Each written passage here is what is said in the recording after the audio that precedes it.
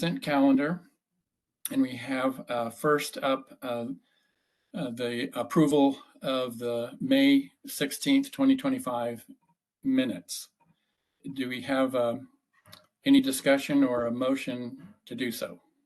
Move approval, Mr. Chairman.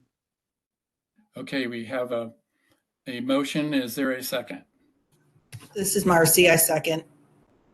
Okay, we have a motion made by Councilor Devlin, a second by Councilor Grail. And Mr. Secretary, could you please call the roll? Ann Byer, Yes. Kent Howe, Yes. Richard Devlin, Yes. Marcy Grail. Yes. Motion carries, Mr. Chair. Okay, Mr. Secretary, I guess it's time for the Council Secretary report. Thank you, Mr. Chair. I have a few project updates. The first is on the Umatilla-Morrow County Connector Project. This is a project proposed by Umatilla Electric Cooperative and would be a 230 kV transmission line connecting their existing Highway 730 switchyard to their planned ordinance switchyard. And again, just in the name of it, between in Morrow County and Umatilla County. So this would go essentially from Boardman to somewhere near Hermiston. There are four alternative routes ranging from approximately 13.1 to 14.4 miles. So it is our jurisdiction, but just barely. And we received the preliminary application for site certificate on May 29th. The project is currently being reviewed for completeness, so very early on. The next project is the Leaning Juniper 2B Amendment 3.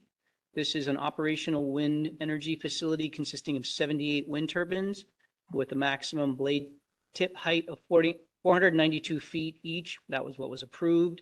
And a peak generating capacity of approximately 111 megawatts.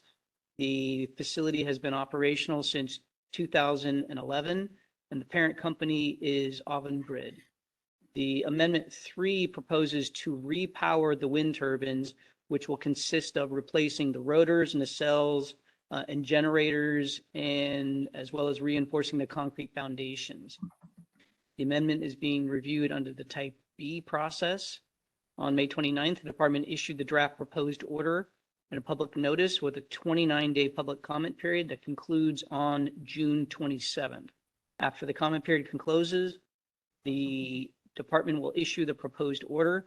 We do anticipate this will be at the July 18th council meeting for your review of the proposed order and possible issuance of a final order. There are some compliance updates. Nancy, can you? There you go. Oh, I'm sorry. Should have mentioned. I'm done. That's all right. I thought you usually did that in the morning beforehand. It's all right. That's all right. I'll just do it. There's two projects that I'm going to talk about. One is not on the screen, but it's okay. I can. I'll just give the oral part of that. So the one on the screen is the Klondike 3 wind project. This is a wind power generation facility consisting of 176 wind turbines, maximum blade tip height of 492 feet, and an overall generating capacity of 300 megawatts. The facility is located in Sherman County and has been operational since 2007. The parent company is Avangrid. On May 20th, a fire in the underground collection system led to the de-energization of 15 wind turbines, equivalent to approximately 34 megawatts. The emergency response plan was activated. Firefighters quickly extinguished the blaze.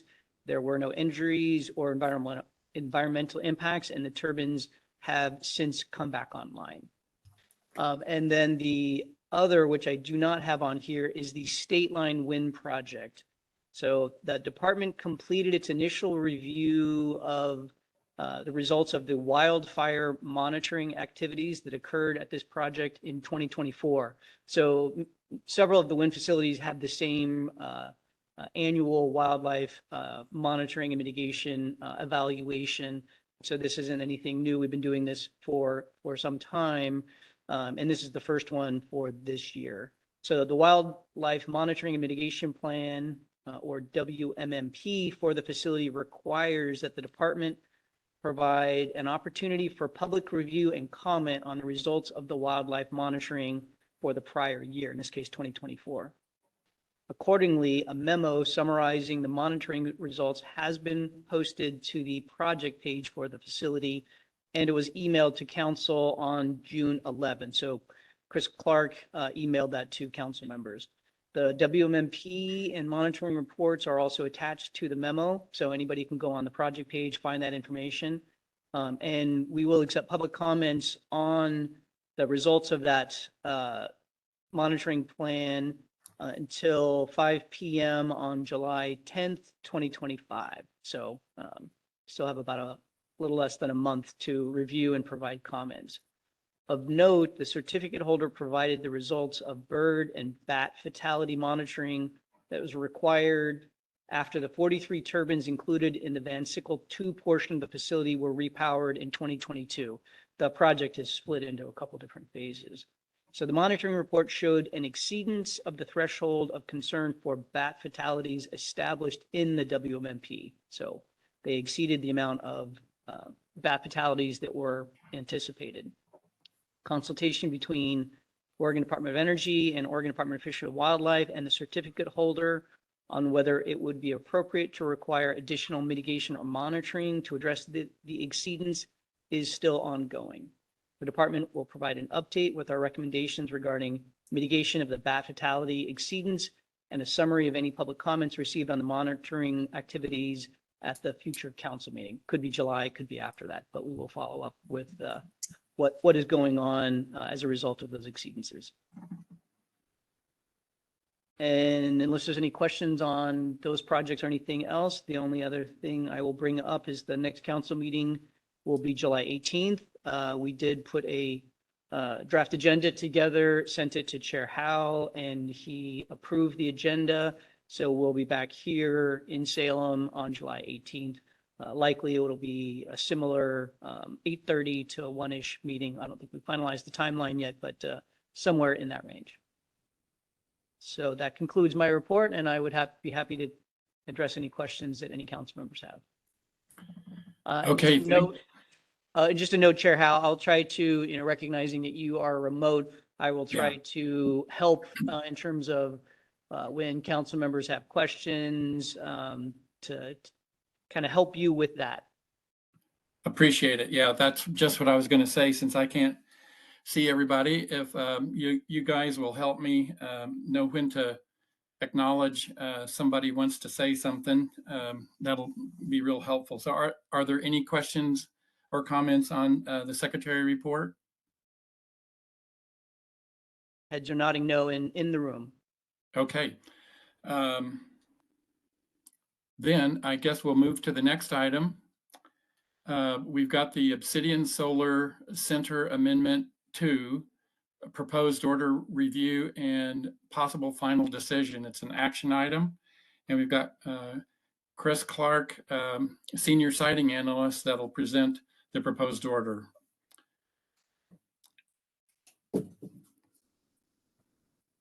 Thank you, Chair Howell. Can you hear me okay?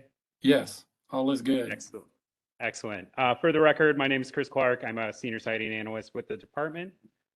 As the chair just stated, today the council will be reviewing the proposed order on request for Amendment 2 of the site certificate for the Obsidian Solar Center. And if Nancy, if I could get my next slide, please. Thank you. So during my presentation today, I'm going to provide an overview of the approved facility, an evaluation of the request for amendment, including a summary of the proposed changes, a quick overview of the procedural history on the request, an evaluation of compliance with the council standards. I'll also review public comments that were received on the draft proposed order. Once my presentation is over, I'll turn it to the council for your deliberation and potential final decision on this request. I do just want to note that this project is being processed under the council's Type B review process. So this is staff's first and potentially only presentation to the council on this request. So if you do have any questions about the project or the review process, please interrupt me and I'll do my best to respond.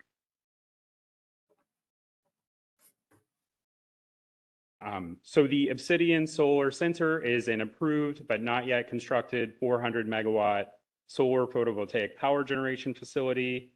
The certificate holder is authorized to construct and operate up to 400 megawatts of photovoltaic arrays, 50 megawatts of battery energy storage, and other related and supporting facilities, including a 3.2-mile overhead transmission line that would connect collector substations in the primary generation area, which is labeled on the slide as Area A, to a step-up substation and interconnection facilities adjacent to the existing high-voltage transmission lines just to the west of the facility in what's labeled Area D and E.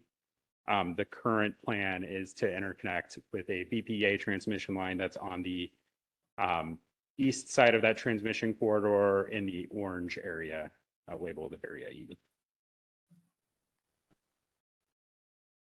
The certificate holder for this project is Obsidian Solar Center LLC, which is a subsidiary of Obsidian Renewables LLC and Lindgren Development Inc. The approved site is located in Lake County and includes approximately 4,091 acres of private exclusive farm use land and is approximately 8 miles northwest of Christmas Valley.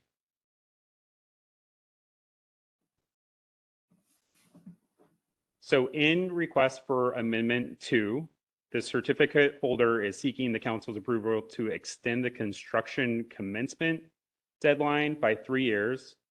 And that would be from February 25th, 2025 to February 25th, 2028.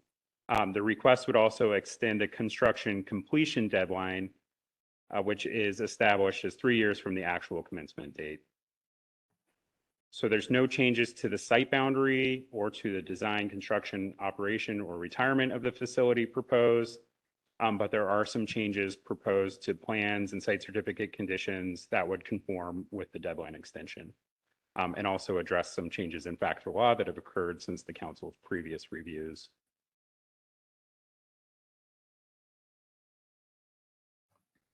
So to give the quick procedural history, we received a preliminary request for amendment along with the Type B amendment determination request on November 20th of last year. We made the determination that the Type B process was justified on February 26th of this year. After a completeness review and 2 rounds of requests for additional information, the department determined there was sufficient information to evaluate the facility's continued compliance with council standards. The department received the complete request on April 11th, 2025. The draft proposed order for this project was issued on April 16th. And on the same day, we issued public notice announcing a public comment period. That public comment period ended on May 16th. And just as a reminder, since this is being reviewed under the Type B process, there was no public hearing in front of the council, just a written comment period. Following the close of the public comment period, the department issued its proposed order and associated public notice on May 29th. There's no opportunity to request a contested case hearing in the Type B process, so the council's review, deliberation, and final decision is the last remaining step in this process.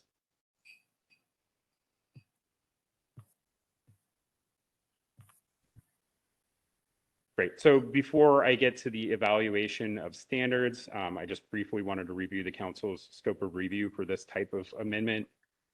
So for a request to extend construction deadlines, the council must determine that after considering any changes in factor law since the site certificate was executed, the preponderance of evidence on the record supports the conclusion that the facility complies with all laws or council standards applicable to an original site certificate application. So this is kind of a full review of the facility's compliance with council standards. And that includes a review of the amount of bond or letter of credit required under the retirement and financial assurance standard, as is required for every type of amendment.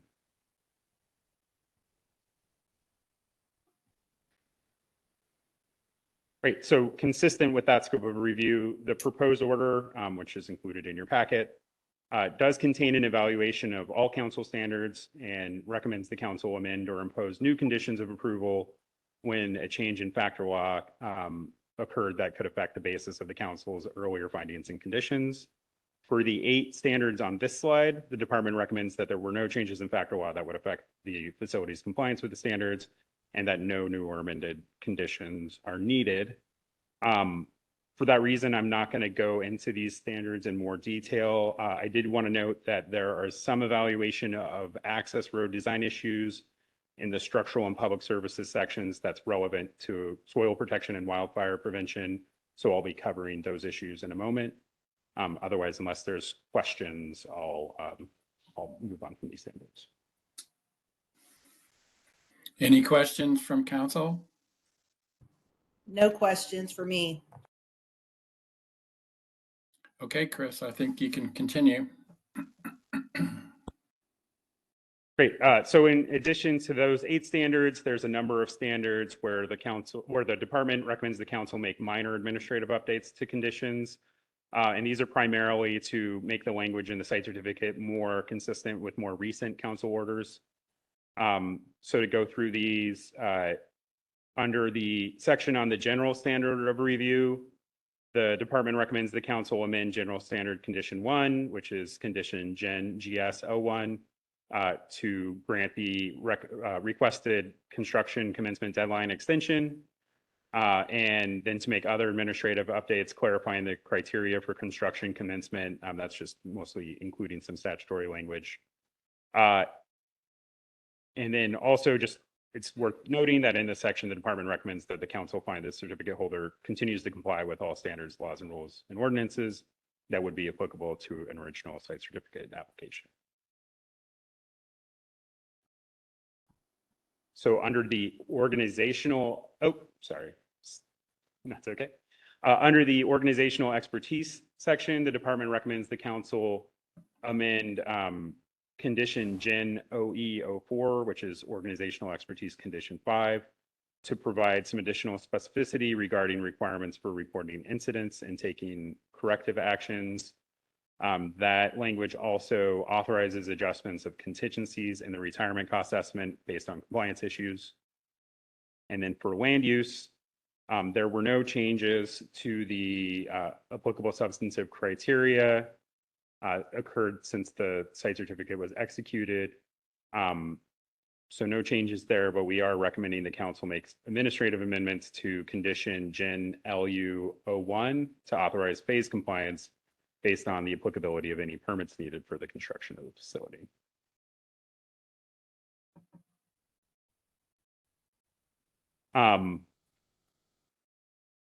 This is a minor update in our opinion, but it is a little confusing. So if anyone has questions, please let me know. But in the retirement and financial assurance section, we're recommending that the stated nominal value of the bond or letter of credit that's required in condition pre-RF02 be changed from being stated in 2023 dollars back to being stated in 2018 dollars. That was a change made in the final order on request for amendment 1. The change back to 2018 dollars isn't intended to amend the real value of the bond or letter of credit required. It's just intended to make the calculation of the inflation adjustment more easy when the certificate holder actually submits their assurance instrument. Chair Howe and Chris, this is Councillor Byer.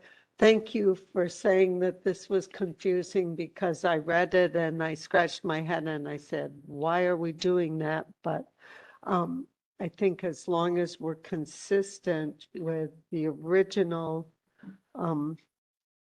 baseline for calculating the assurance and go forward from there, no matter when a bond or if a bond is called upon, we use the fiscal year 18 or the 2018 figure as that baseline, but always adjust forward for any sort of need to call on that financial assurance. So it really isn't that we're changing the amount that would be due.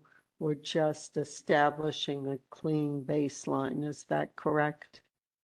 Thank you, Councilmember Byer. Yes, that's correct. And the reason why we're recommending this change is because the current cost estimate is based on unit costs, including assumptions about the cost of labor and renting equipment, that are all calculated using 2018 dollars. And when we calculated the amount that's currently in the condition, there was an intermediate inflation adjustment from those 2018 costs to an adjusted gross value, and then the kind of uncertainty contingencies for adverse development and that sort of thing were added on top of that. So we're just taking everything back to 2018 dollars. But you are correct that when the actual bond is submitted, they'll have to make an adjustment to whenever that date is.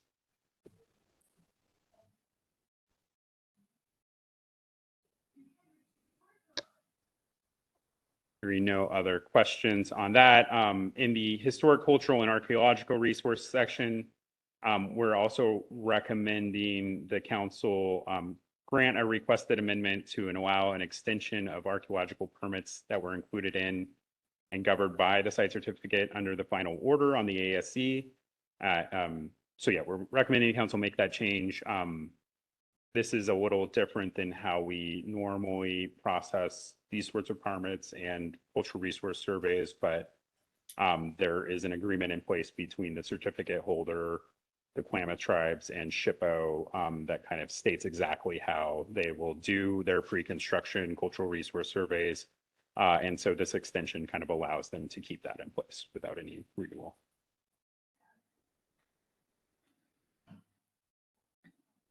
Great. And then finally, on the minor updates, under the removal fill section, there's no changes to the expected impacts to wetlands or water of the state. And the certificate holder maintains that no removal permit is needed for the site, but their current wetland delineation and jurisdictional determination from the Department of State Lands is set to, well, it did expire in May. And we understand that they're working on getting a renewal now, but since there's no permit needed, this technically isn't governed in and covered by this, included in and governed by the site certificate. So rather than making them go out and get a current delineation now, we recommend the council impose this new condition that requires them to provide evidence of a valid, or provide a valid jurisdictional determination from state lands prior to construction. That will either tell us that, verify that no permit is needed, or that they need to go through DSL's permitting process to get a permit before they start.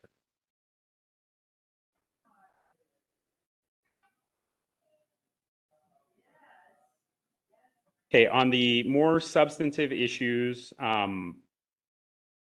the certificate holder, kind of outside of their request for amendment, but as part of their pre-construction reporting requirements, provided a geotechnical report on the site.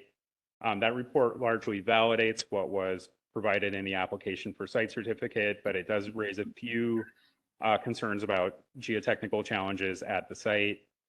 In particular, the report raises some concerns that the proposed use of compacted dirt access roads may result in some erosion issues due to the potential for the silt and clay soil types present at the site to pump and yield. So basically kind of create rutting and other erosion issues. There will be an erosion and sediment control plan put in place during construction.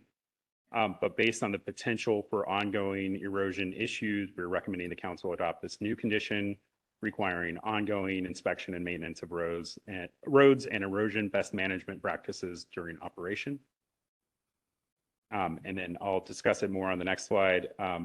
But the report also recommends that that type of compacted native dirt roads will likely not be appropriate for all season use by heavy vehicles, including fire trucks. And so we've recommended some additional changes to their wildfire mitigation plan as shown on this slide. So we did get a updated wildfire mitigation plan for both construction and operation for the project from the certificate holder as part of the request for amendment. We had some back and forth with the certificate holder on how exactly they intended to address the fire access issues that were raised in the geotechnical report. When they gave us the revised plans, it included some changes to the representations they made about fire access in the application. Notably, instead of installing 20-foot access roads around the perimeter of the facility, the updated plans state that they will not have perimeter roads at all. And then they maintain that their internal access roads will be 12 feet wide and made from compacted native soils. We understand that their final site design is still underway and that there's some civil engineering work that needs to be done, and then that'll probably determine the exact road designs that will be used. So rather than mandating something specifically, we recommend the council include language in those amended plans to require the certificate holder to consult with local fire officials to determine the appropriate design criteria for fire access roads before beginning construction of the facility.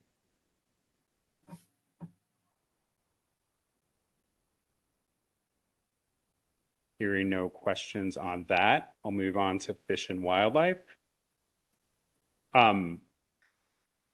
So as the council likely knows, the Fish and Wildlife Habitat Standard kind of has two parts. One is that a certificate holder must be in compliance with the general habitat mitigation policy established by ODFW. And then the second part is that they need to be in compliance with the sage-grouse specific habitat mitigation policies in ODFW rules.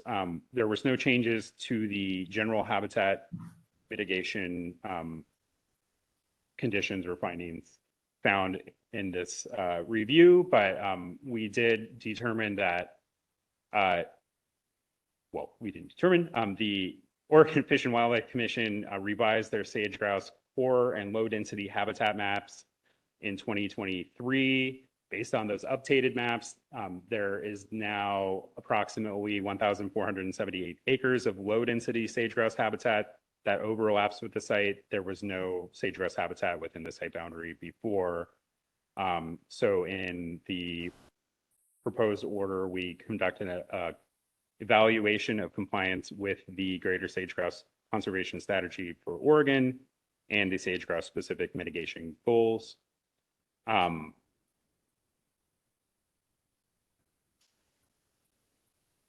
if I could get the next slide, please. No, that's okay. So luckily, or maybe not luckily, but the existing approved habitat mitigation area that was identified to meet the general habitat standards also falls within the newly mapped low density sage-grouse habitat, and the plan calls for juniper treatment and other conservation measures that ODFW confirmed was appropriate for sage-grouse habitat mitigation. So we have not determined quite the amount of mitigation that's required, but based on our consultation with ODFW, we're recommending that the existing habitat mitigation plan is appropriate to meet the sage-grouse requirements. So we've recommended some changes to the plan to require them to complete the habitat mitigation calculation with ODFW prior to construction, and then amend the plan to demonstrate that they can satisfy both the general habitat mitigation goals and the sage-grouse specific mitigation goals with their current working lands improvement program.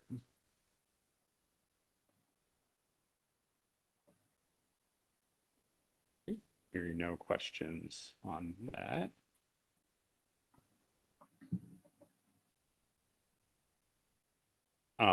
We'll move to the final standard, which we had changes in factor law to evaluate.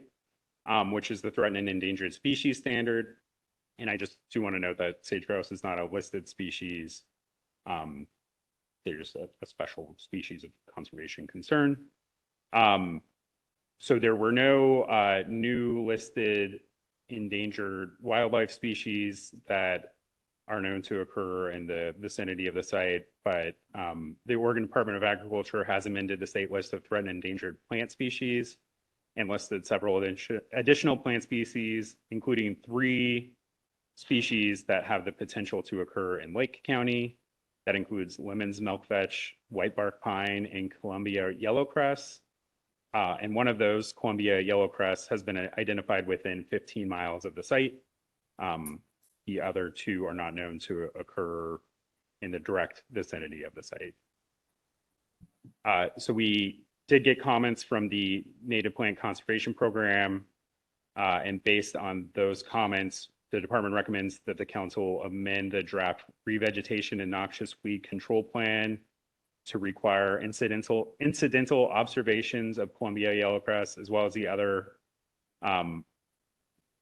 threatened and endangered plant species known to occur in Lake County, to be recorded when they do their pre-construction noxious weed surveys, and then to require avoidance of impacts to any areas where threatened and endangered plant species are encountered until appropriate mitigation can be determined by the department in consultation with the Oregon Department of Agriculture.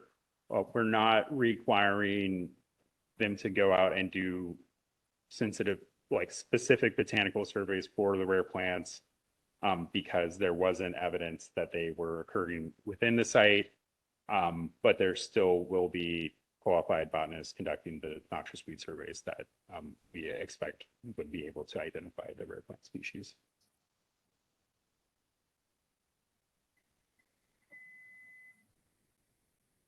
Great.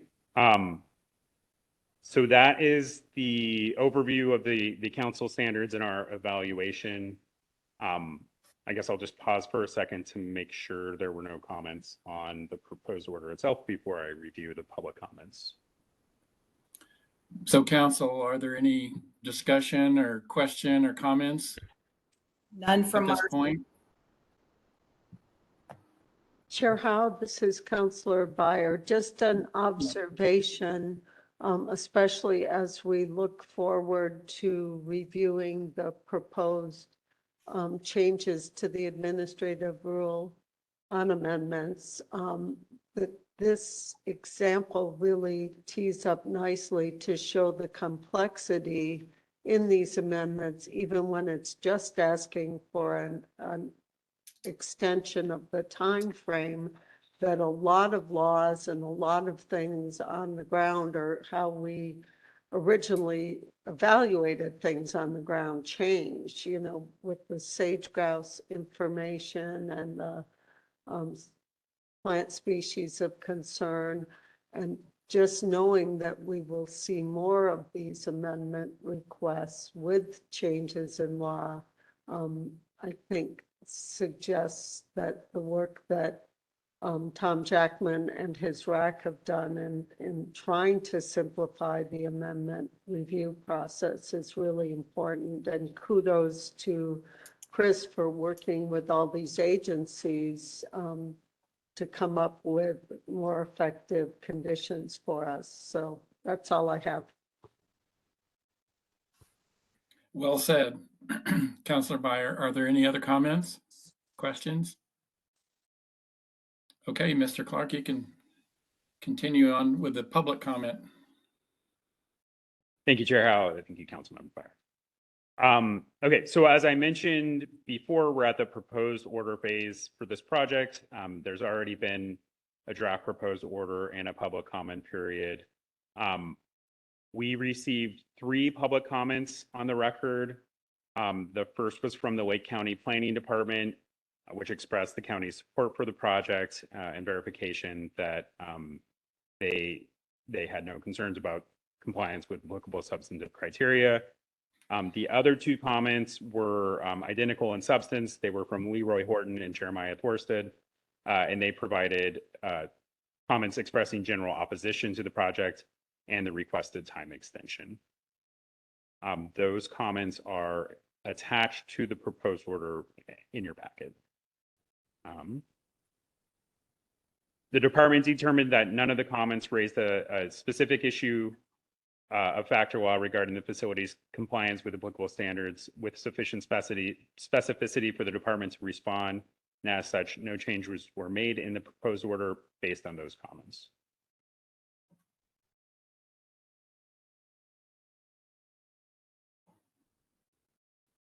Okay, so before I conclude my presentation, once again, the scope of your review is to consider whether, after considering changes in factual law since the date the current site certificate was executed, the facility complies with all laws and council standards applicable to an original site certificate application, and whether the amount of bond or letter of credit required under the condition is adequate.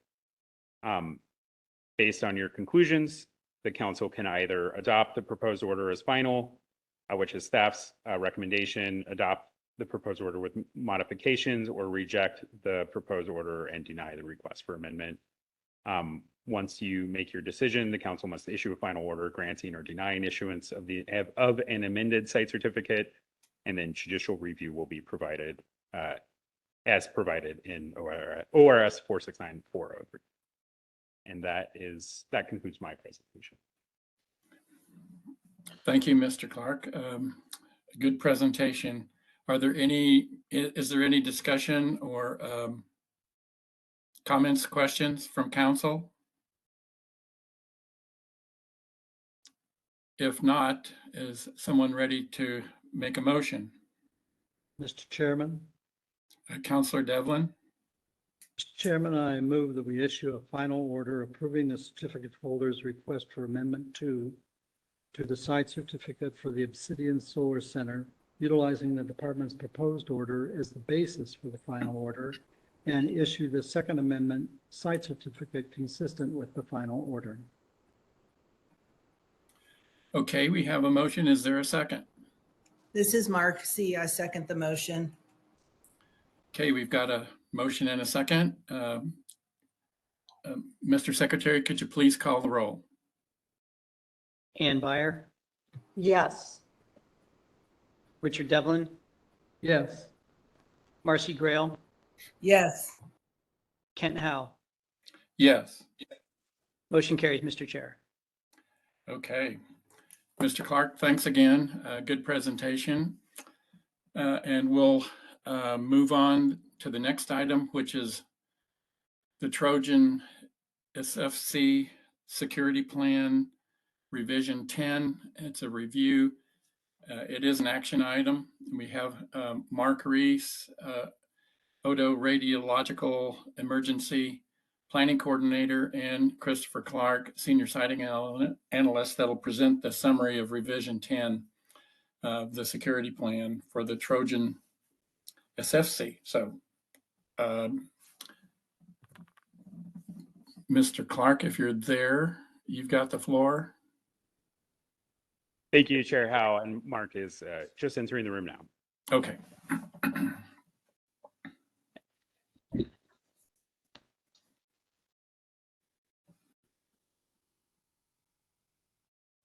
Okay, Chair Howe, council members, once again, for the record, my name is Chris Clark. I'm a senior siting analyst with the department.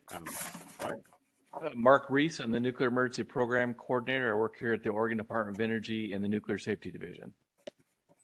Thank you. I also want to note that Gus Cepeda, the FCC security manager, and I think another representative from Portland General Electric are on the phone. So if there's questions that come up that Mark or I can't answer, we'll probably defer to them and give them a chance to fill in anything that we might miss towards the end of this presentation.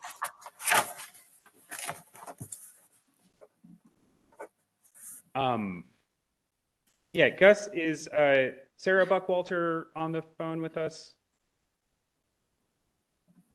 Yeah, good morning. I don't think Sarah is on the call yet. I haven't heard from her. Okay. But I am here. I can answer questions as appropriate. Excellent. Thank you so much.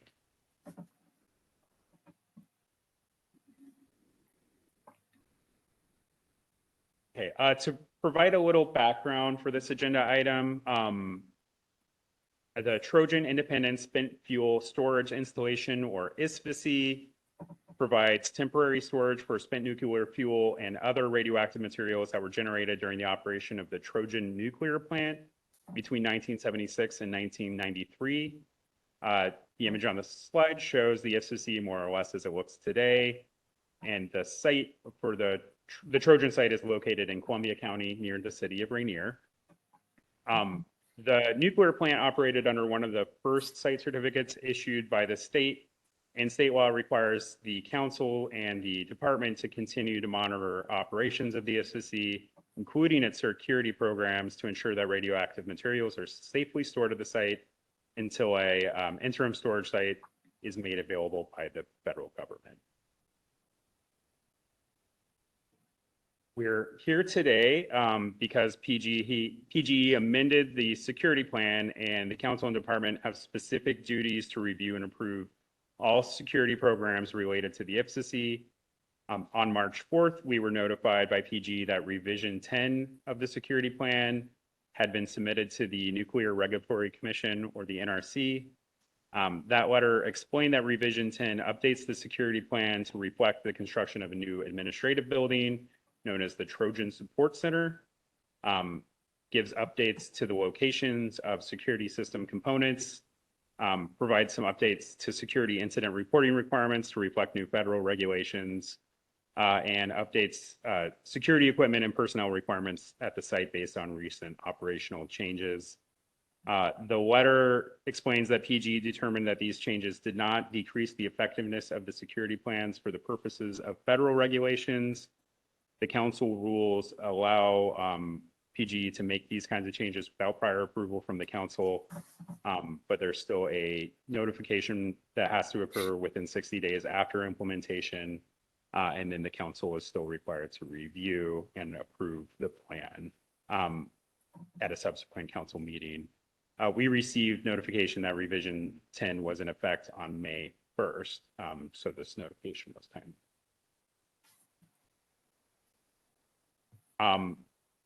And then next, I'll turn it over to Mark in just a second, but I do want to just remind the council that the security plan contains safeguards information that concerns the physical protection of the ISFSI that's protected under both federal and state law.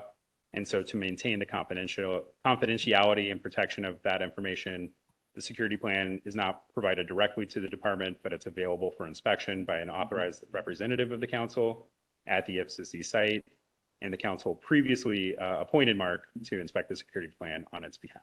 And Mark, I'll turn it over to you to talk about your recent site visit. Sure. So can everybody hear me okay? Again, Mark Reese, glad to be here this morning.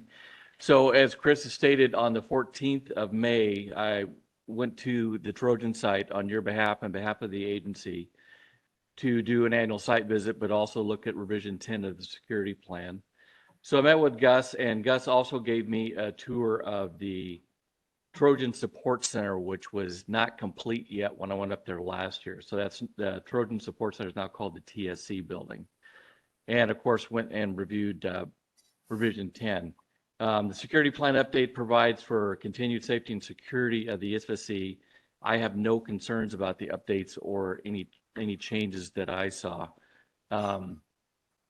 Does anybody have any questions or anything at this point? If not, I'm just going to offer Gus an opportunity if he wants to say anything related to the visit too. Any comments, questions from council? None for Sounds good. Marcy. Sounds like not. And so, yeah, you can continue, please. Gus, do you want to provide any additional information? Good morning. My name is Gus Cepeda. I'm the Trojan ISFSI security manager with Portland General Electric. I don't have anything to add. Thank you. And again, you're always welcome to come out. And yeah, if there's any questions for me, I'm happy to answer them. Thank you.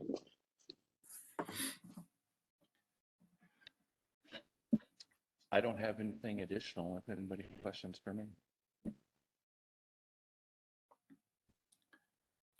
It sounds like we don't have any other comments or questions. So, Mr. Chairman, yes, Councilor Devlin. I'm going to ask a question that I know the answer to. For Gus. With the closure of Trojan and its period of operation, have any of the stored nuclear rods waste been moved to any other site other than the site there? No, the 790 fuel assemblies are still sitting in the 34 canisters securely on the site. Still awaiting a permanent. Yes, there's of course national discussion related to that, and if there's going to be an interim storage facility somewhere, because they consider Trojan's fuel what's considered stranded fuel. So on all the sites that are closed are still operating, and there's discussion under the Nuclear Waste Policy Act, because right now it basically says that it needs to go to Yucca, and Yucca's off the table. So we will see where things end up if they do move sometime in the future, but there's a larger discussion about that. But right now, ours that's remaining at Trojan is still going to be there for a while. Mr. Chairman. Yes, Counselor Devlin. I can't speak for the rest of the council, but I don't expect in my lifetime for this issue to be resolved. Might not be mine either, sir.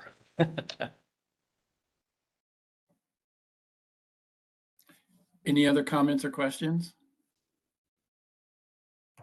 Quick question.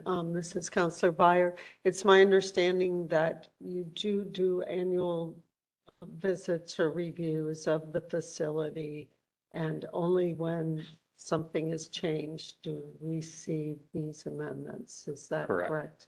Thank you. Correct. And Councilmember Byer, if I can add, it's specifically when there's a revision to the security plan that the council has to do this particular review. There are occasional updates to other plans, and they have specific requirements in their site certificate and then the evaluation that the council reviewed, I think in 2021, that when there's other significant changes, that those will come to the council. But we are lucky that Mark and the nuclear preparedness, the nuclear safety and emergency preparedness team do give a pretty careful oversight of those activities. And if I could just add, because the Trojan site is one of several of the fixed nuclear facilities that our division deals with throughout the year, including the Hanford site, Columbia Generating Station, but the three in-state fixed sites that I work closely with, Trojan, Oregon State University, and Reed. And Trojan is also involved with our radiological emergency preparedness program because they have annual drills. So we interact with them besides what we do here with FSAC too. So I hear from Gus and his colleagues up there annually and have other activities with that.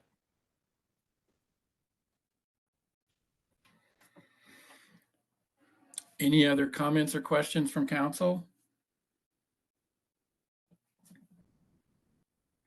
Okay, well, hearing none, this is an action item. Do we have a motion?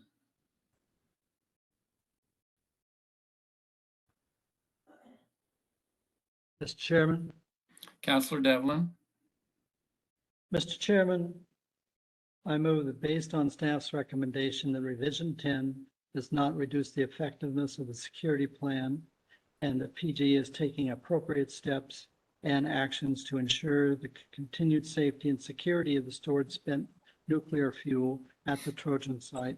I move that the council approve revision 10 to the security plan and authorize staff to issue the joint statement with the director of the department in accordance with Oregon Administrative Rule 345-907, 345-070-0030, parents 1, as presented by staff. Okay, we have a motion. Is there a second? Mr. Chair, this is Marcy. I second the motion. Okay, we've got the motion and a second. Secretary Cornett, could you please call the roll? Richard Devlin, Aye. Kent Howe, Yes. Ann Byer, Yes. Marcy Grail. Yes. Motion carries, Mr. Chair. And just for note on the record, just want to say thank you again to Mark Reese. And, it's very helpful for us. As we talked about before, we have a lot of compliance to do, and having, Mark help out with compliance in this one of the elements is greatly valued and appreciated. So thanks, Mark. Thank you. Appreciate that. Yes, thank you, Mr. Reese. Okay, I guess we'll take a short break, come back at 10:15. Does that sound good to everybody? Is that long enough? Yes, thank you. Okay. Yeah, we'll come I'm back. seeing acknowledgement in the room. So,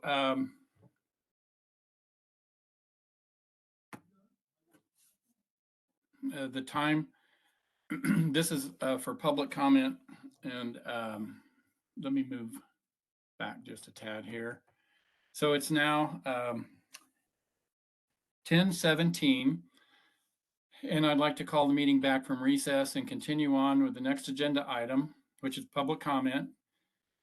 This time is reserved for the public to address the council regarding any item within council jurisdiction that's not otherwise closed for comment. And do we have any items that are closed for comment?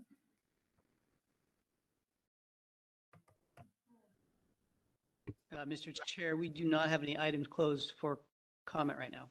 Okay, so we've set the amount of time for individual commenters at 7 minutes, but let's see how many people we have first. So Nancy, how many are on the phone? How many are on the WebEx and so forth? And is there anybody present there in the meeting that wants to comment? At this time, Kent, I have Miss Irene Gilbert in the room to do a public comment, and I see one hand raised. Okay. Well, it sounds like we've got time then. And so Ms. Gilbert, if you're ready, you've got 7 minutes.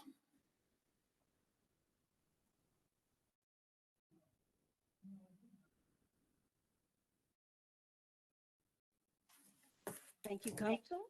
This is Irene Gilbert, 2310 Adams Avenue. Hope I don't list too much. I've got some dental issues that are causing me to have difficulty speaking. Okay, first off, I wanted to talk about the amendment rules that the council's going to be talking about later. I was on the advisory committee, the RAC, for those rules, and I just wanted to say that the last time we met, we were told that there were minimal changes. It was some reorganization, nothing significant. But the amendment rules that you're going to look at have very significant changes. So, and I'm assuming that some of those will relate to a House bill that was just signed by the governor yesterday. However, the RAC did not have discussion on those things. I want you to be clear about that. The things that have changed, of course, are they've removed all opportunity for contested cases on amended site certificates. And that includes any decisions made up to the approval of the site certificate. So when people are removed from having access to a contested case through any kind of decision of the judge, they didn't follow some process or procedure, whatever, they will not have an opportunity to appeal that. And please keep in mind, the way the rules are set up right now, the department provided due process through their contested case, provided the opportunity to interview witnesses, to have discovery. And if the department didn't offer that, then the public has had the chance to ask for reconsideration through the circuit court. And then the circuit court provided the due process requirement. When you go from directly from a council denial to the Supreme Court, the rules that the Supreme Court has to follow include short time frame, 6 months to come up with a decision. It includes the fact that they are required to rely upon the information in the record to make their decision. So if the record only includes their comments at the public hearing, the public is more than a little bit disadvantaged there. It requires, well, all issues, everything has to go directly to the Supreme Court, no matter what it is. An argument about a site certificate condition that doesn't meet the standards, any of that kind of thing. Um, the, I'm going to skim this really quickly. Okay, when House Bill 3681 was heard, the introduction to the legislature said that there'd been months of meetings with broad stakeholders. Now, they didn't state exactly who those stakeholders were, but from what I gathered, it was all either developers or utility companies or nonprofits that are pushing renewable energy. What I'm sure of, from what I can tell, is there was no group there that represented the public. There weren't public members. There were not members from organizations like Friends of the Columbia Gorge, where they're protecting particular resources. So this group, and it was kind of secret. I mean, I didn't know about it. Usually somebody tells me so when something like this is going on. And so they also didn't tell us in advance when it was heard by the legislature. So it was announced on a Thursday. The hearing was on Tuesday, and the title of the bill was, it limits the time that FSAC has, or ODO has, to make a decision to 12 months from the time that the draft proposed order is issued. So the title is very misleading. The one change that I hope you're really aware of they're going to go over need today. And I know the council hasn't cared that much about need because you've relied on Public Utilities Commission to make that determination. But this bill now says that your decision on need is what is going to authorize certificate of public convenience and necessity. That means your decision is going to say that property owners in Oregon can have their land condemned for a transmission line based on you issuing a site certificate. So when you think about need and when you evaluate need, I really hope you are keeping your mind that that's going to mean that developers can condemn property of, I know one that I was just speaking to yesterday, fourth generation farmer, a 34-year-old son who would be the fifth generation farmer. They've been hit with a condemnation suit, and there are a bunch of them going on now around the Boardman to Hemingway line. And an interesting thing is going on. Be careful with need, because I know PacifiCorp went to the Public Utilities Commission and stated they had this huge need to serve their customers, because to show need, you have to show you're going to serve customers. After that certificate was issued, they took out the 55% need from Boardman to Hemingway because they're not using it to serve their customers. They're using it to serve a couple of big, like AI groups or Google or something. So they aren't even connecting to the transmission infrastructure to serve the public. Had they presented it that way in the beginning, I doubt they would have gotten the certificate. And now we've got all these landowners who are in court because Idaho Power has asked them to sign such huge open transmission line right-of-way things that go way beyond what the certificate of public convenience and necessity issued by the Public Utilities Commission authorized. So, Ms. Gilbert, you have one more minute. okay. At any rate, I guess I'm saying the decisions that you make are becoming more and more impactful on people out there. And please, when you're doing these, your job is not to just prove. Your job is to represent the public. It's to represent these, first generation farmers or people who have cared for the land for years and years. And you're saying that a private for-profit group can come in and take control of land, and they are not there to be stewards of the land. They are there to use the land. It's a way different mindset than these people who have owned forest land and farmland for sometimes generations. When you own the land, you have to care for it. When you're using it, you really don't have that commitment. So please know how important your decisions are. Thank you.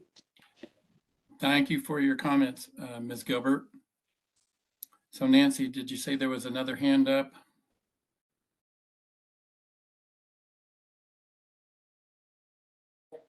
Of Angela Crowley Koch. Angela, I'm going to unmute your mic and you'll be ready to speak.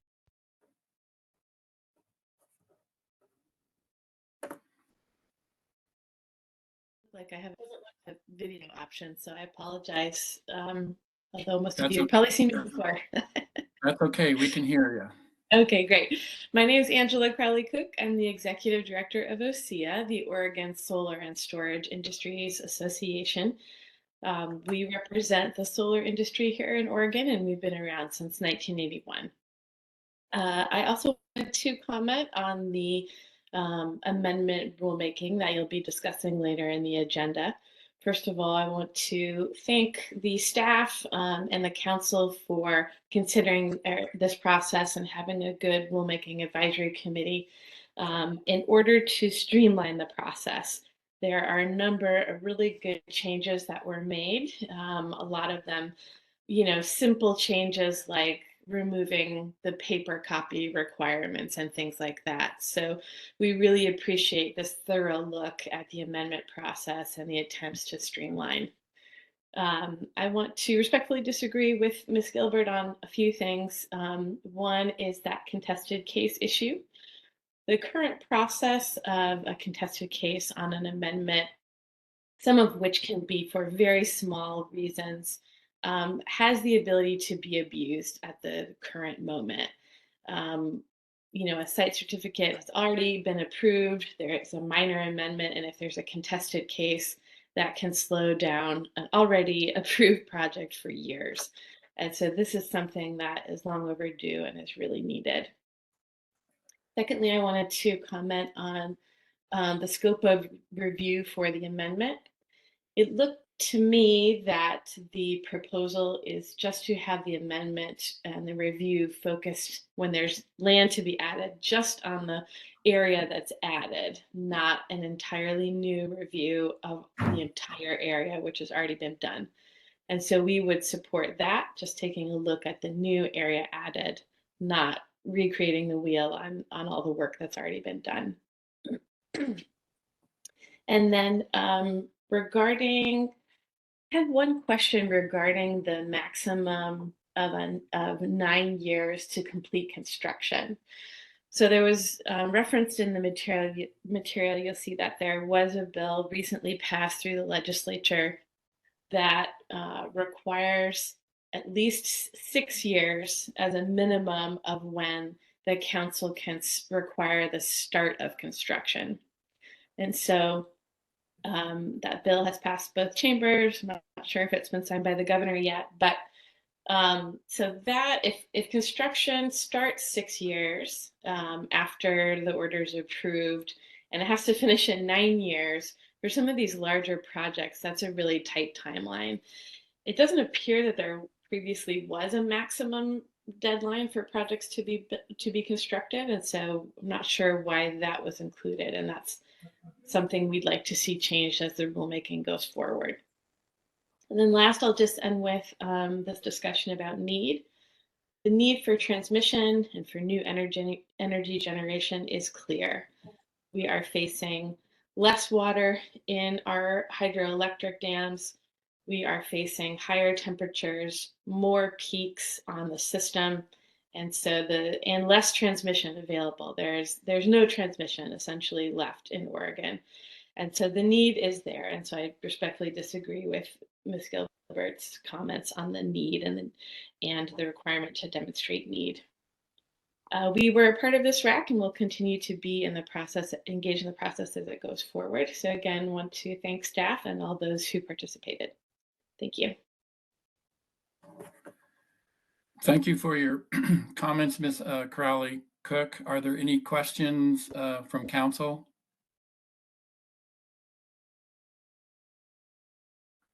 I have none. Mr. Chair, for the record. Yeah, Secretary Cornett. Yeah, if I can add just one sort of thing, and I just want to say, because this is sort of a legislative topic with the rulemaking, it was totally fine for the comments to be made. And And you'll get more detail about this when Tom provides his presentation. But just to make sure everybody's listening, we haven't even initiated formal rulemaking yet on this. We're still in the informal phase. If council decides today that you want to move forward into formal rulemaking, you'll either, allow us to initiate that with the Secretary of State. There will still be a public comment period. There will still be a public hearing in front of council. So there is still a lot of process on this particular rulemaking to go. I just wanted to clarify that to make sure everybody listening recognize that. Thank you. Good clarification. Okay. Thank you again, Ms. Crowley Cook, for your comments. Are there any other comments, either webinar, phone, or in the We room? have Alex Joe on the line. Alex, I'm going to go ahead and unmute your mic, and you are ready to make your comment. Thank you, council members. I am a landowner in the area of the Obsidian development, and I attend these meetings primarily to stay up to speed on what's going on in the western states as well as what's happening in that particular development, because I'm close to that site, living, not necessarily living, but owning property in the Christmas Valley area east of the site. But it does serve as guidance for me as I navigate whatever launch I'm going to have on the property that I own there. I would say too, following the last speaker, that I would disagree with Ms. Gilbert to the extent that FSEC has regulations in place, and that's what the monitoring to me seems to be all about. I do appreciate her vigilance and recognize too that Secretary Cornett and the FSEC Council are working hard to try to stay up to speed on the variations. And today, the recognition of changes in some of the requirements for mitigating different activities in the area is another example of how things are changing.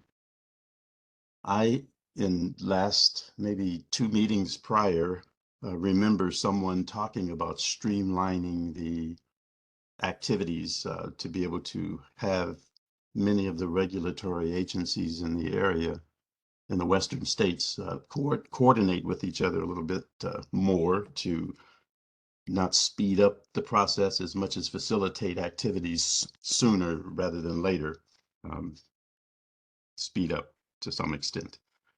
So I would question how and if someone could answer for me, please, how do council members work toward advancing coordination with other regulatory agencies in the western states? End of comment. Thank you. Okay. Thank you for your comment, Mr. Joe. Any discussion, comments, questions from council?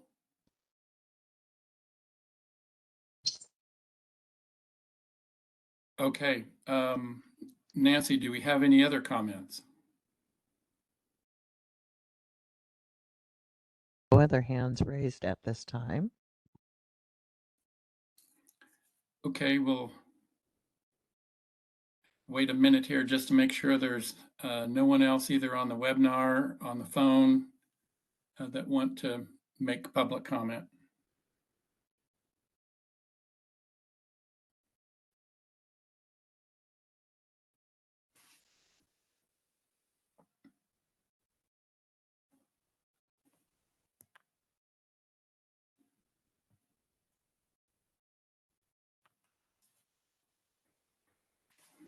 Okay, I think we'll move on to the next item now and close public comment.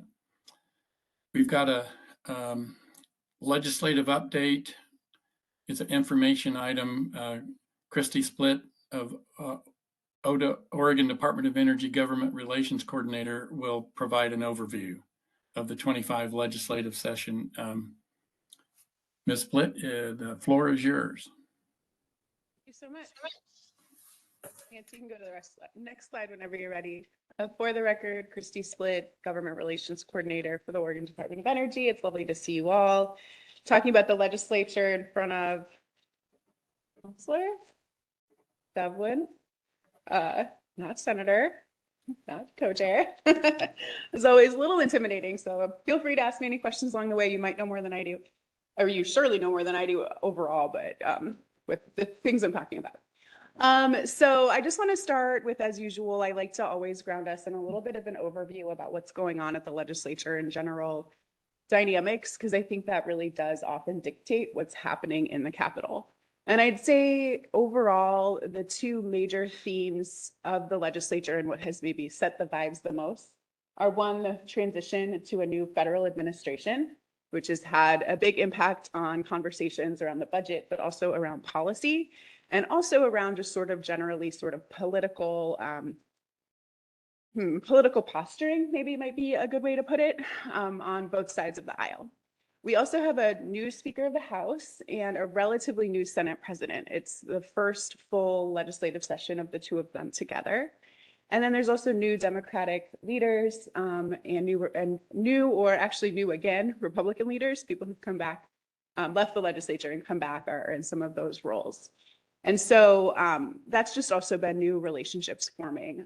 Sometimes you walk into a legislative session and these are folks that have been working together for years and haven't had a lot of transition. And I think that does often make for just a different overall feeling and pace to the legislative session. One huge theme was the increase in numbers of bills and hearings. There were over 1,000 more bills filed ahead of session. In the end, I'm not sure because we don't have a final count of bills, but we'll end up with more bills than usual. One thing that's a good way to know is you'll sometimes if you ever use OLIS, the system where you can look up legislation, you'll be on the wrong year. This is like a real common problem because you'll like start on 2023 because you were looking at something from then 2 days ago and that's the next time you visit. And like if you put in a lot of these bill numbers, that nothing comes up because the bill numbers weren't that high 2 years ago. We're in like a new strata of bill numbers. So that's one piece that's had a big impact. There's just been a lot to keep track of and a lot to consider. And then there's also been an uptick in number of hearings, certainly related to the number of bills being higher, but also as part of an approach to hear more bills that wouldn't necessarily get support on their face from the majority of members of the committee. So just more hearings on bills that people are like, really, do you think that has the chance of moving? And it doesn't really necessarily matter if there's a chance of it moving. It's more like we're going to hear it, have that conversation and see how it goes, regardless of sort of what time there might be for the committee. And in the end, that has led to a little bit of traffic jam where there's at the end when bills have to kind of move out according to deadlines, there's not a lot of time for hearings or work sessions. And certainly things were scheduled for hearings and work sessions and didn't move because of time. So that also has been a theme, I would say.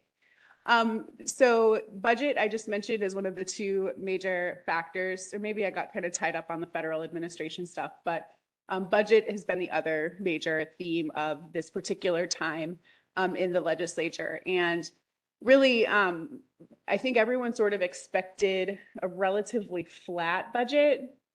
We didn't expect there to be new money. And in fact, due to rising costs of doing business, both because of a cost of living increase across all state agencies, but also just because of the cost of goods that has obviously affected all aspects of the economy since the pandemic. And also just, I'm sure you know the most about this, but Oregon tends to be sort of slow this as a state, the state entity of Oregon, not like the whole state as a whole, but like the state government. Our budget usually has like a lagged impact from global economic trends, just because of the way that we do our budget. So if there's a recession, like while it's happening, we might actually like have enough money to be doing okay.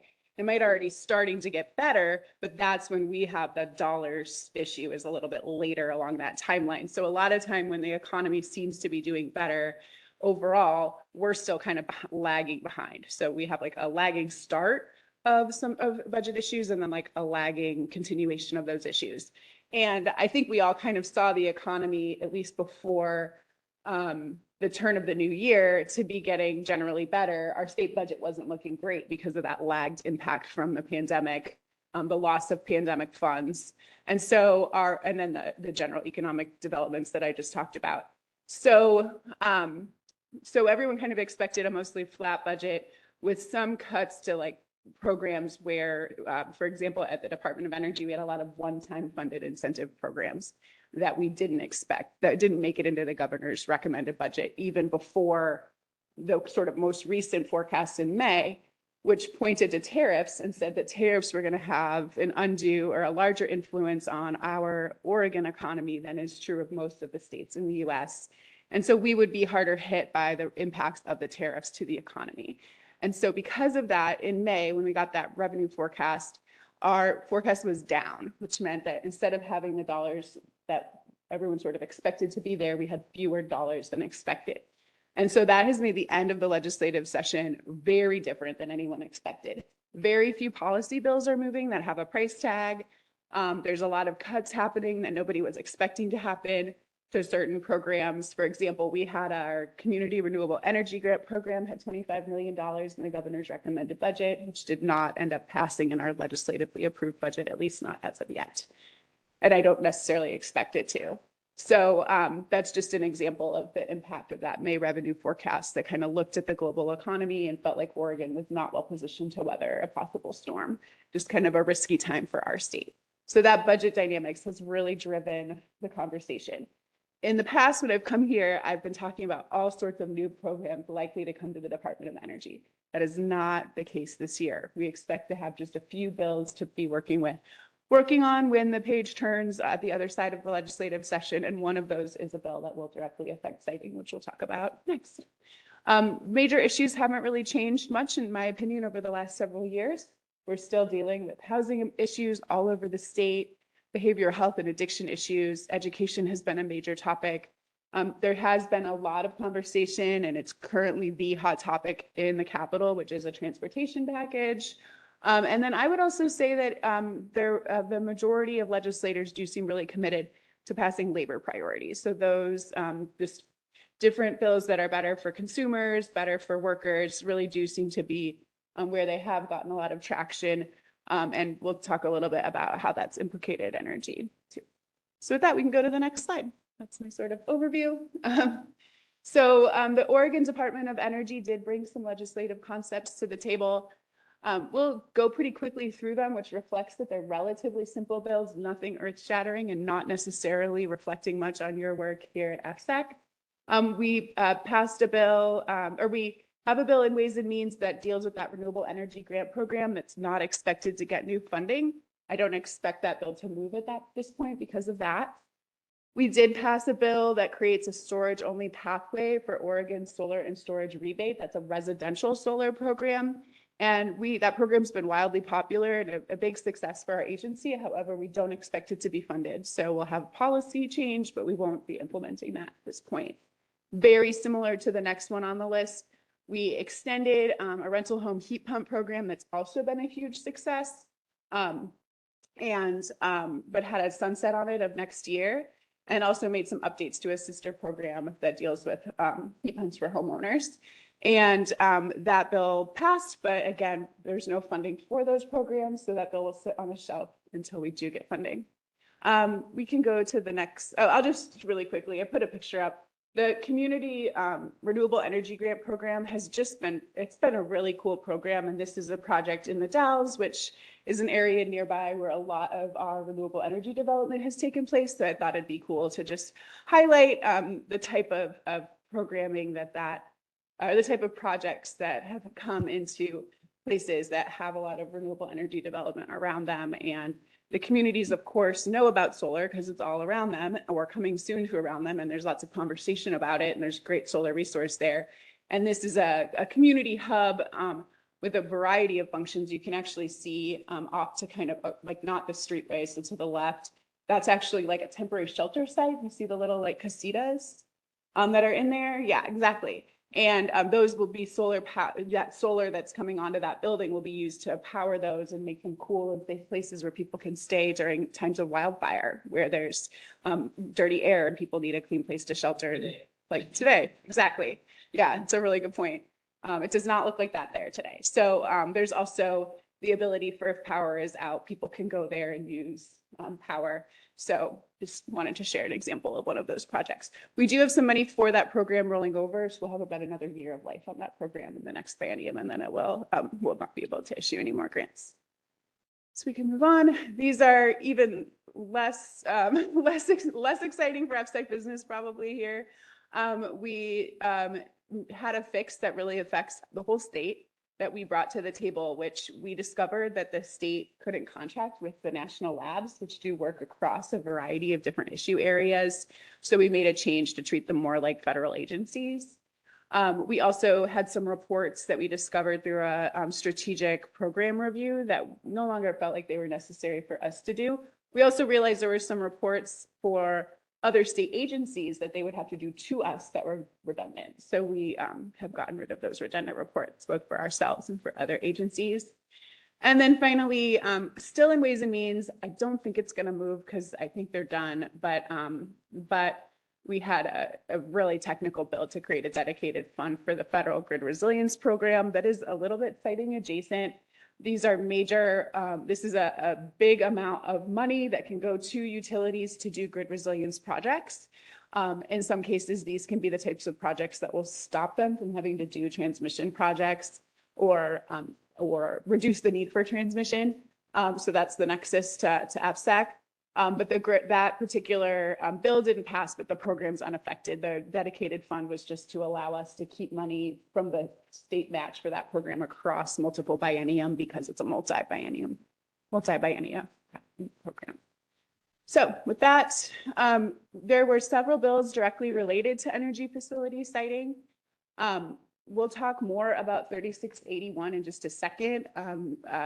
Ms. Gilbert brought it up already too. That's a suite of changes that came from an interim transmission work group, and you all will need to do some thinking and some work here in implementing that legislation, or in some cases, not doing anything, and by not doing anything, you're implementing the legislation. Then we also had a bill passed that shifted county jurisdiction for wind projects.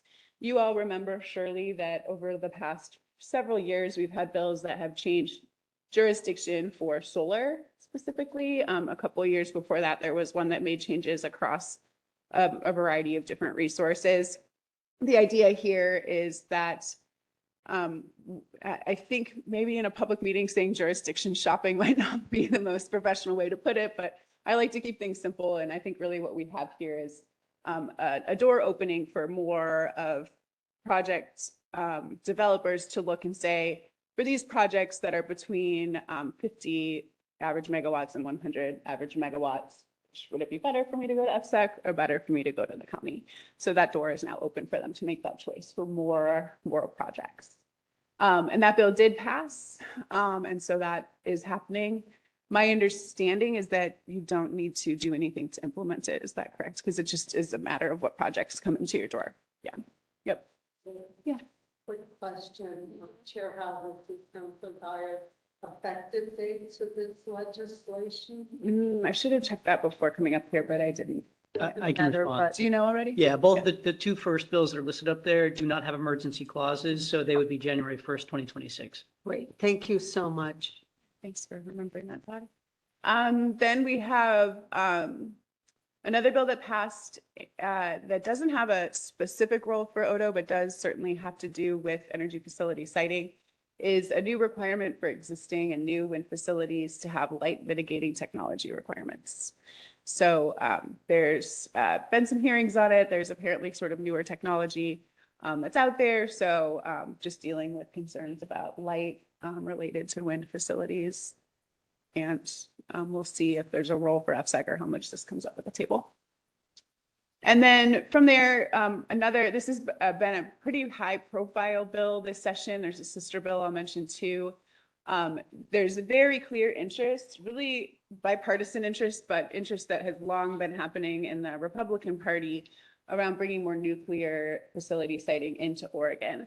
And that has now become more of a bipartisan consideration. And there were two separate pieces of legislation that are still alive in the process now.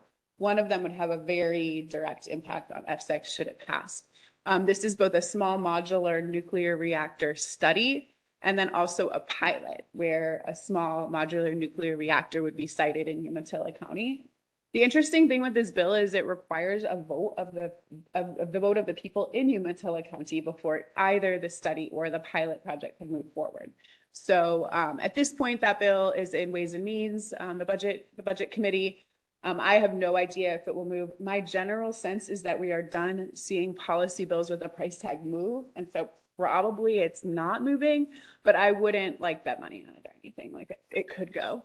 And then there's a sister bill that's just a study, no pilot, no public vote. And that study is directed sort of, I would say, as maybe more so to our nuclear safety and energy security division, but would have, there would certainly be cross-pollination on that work between our siting division and that other division as well. So if that were to pass, I think you all would also have conversations about it at this table. So, and then finally, probably the one that is still alive that we have had that would make, I think, the largest changes to energy facility siting in Oregon of any on this list is Senate Bill 1034. And this is one where, as you all know, you consider local land use regulations all the time in your work here at the council. But this would allow for local land use regulations that are not related to statewide planning goals to have effect. And it directly overturns a decision you all might remember pretty recently where there was a Oregon Supreme Court case that that the county, in this case also Umatilla County, lost, where they had a rule about basically where wind turbines could be put in relation to homes. And that was overturned by the Supreme Court, that local ordinance. And so this would allow ordinances like that to exist across the state and have an impact on energy facility siting. Allow more of a local control of those decisions that we currently have with the FSEC process. So be, I think, a pretty big shift. I don't necessarily expect that bill to pass at this point. There was a hearing on it, no work session has been scheduled, and it does seem like we are in the last maybe week of session to me. So I don't necessarily think it will pass, but if it does, it would be a big deal for us. Yeah, here at this table and online at this table as well. So those are kind of the big bills that I identified that would directly affect energy facility siting in the council. And we can go to the next slide. I promised to talk a little bit more about 3681, which I think is passed. We know it's going to have an impact on your work. If I say anything wrong, Tom is going to come up and he's going to sit here and he's going to correct me. We've made a deal, we've got a plan. Because just as far as what you all need to do, if anything, and Todd also knows too, you can just do it too. But essentially, Todd and I and others, I'm sorry, you have like a title here, don't you? Council Secretary Cornett and I, we were part of an interim work group led by Representative Mark Gamba, along with some bipartisan colleagues, intended to address the need for more transmission in the state of Oregon related to the need for clean energy transition. And then increasingly, we're all aware that we need to have just more energy in Oregon to meet demand with the rise of data centers. And later down the road, perhaps the rise of electrification. So that group got together, had lots of conversation. It was a really big group, but didn't kind of have everybody at the table. It was kind of an interesting mix. It was more like, mostly like supporters of more transmission, and then like utilities and state agencies. So it wasn't an all-encompassing group. I just want to be clear. It was a little bit more limited.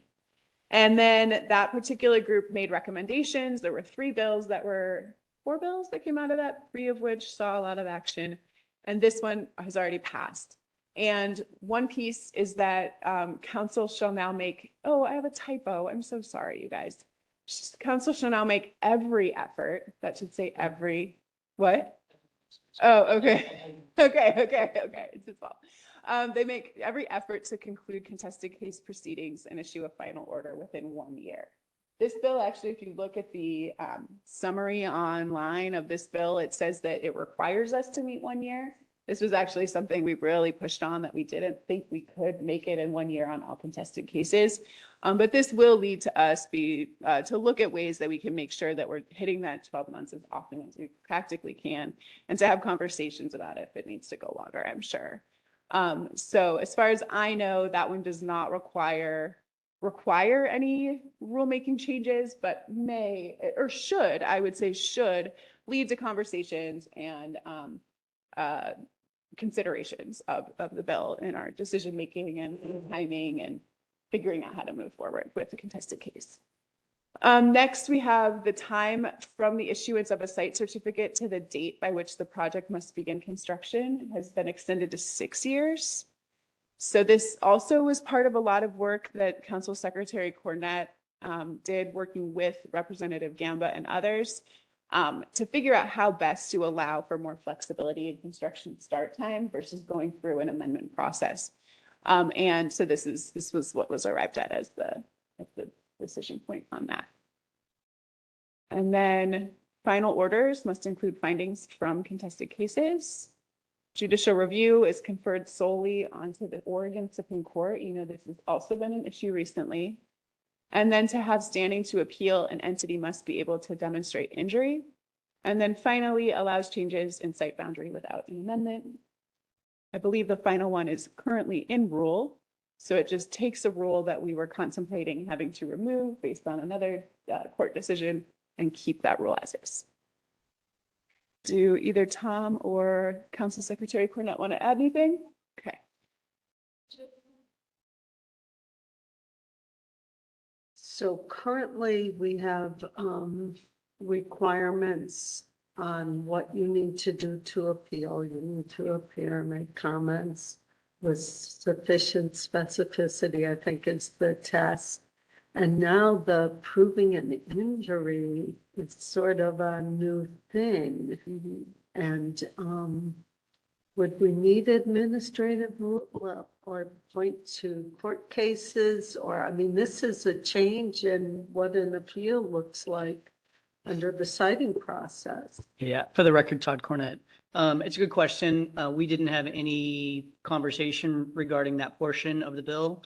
So it is a good point. We will have to evaluate that, determine if anything in rules need to change as a result of it. I don't know yet, but that is a good question.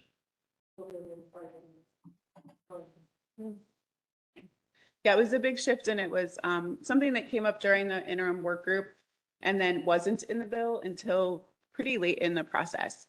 And while I think we had a lot of involvement in many of the bullet points up there, that is one where we did not. Any other comments or questions from council?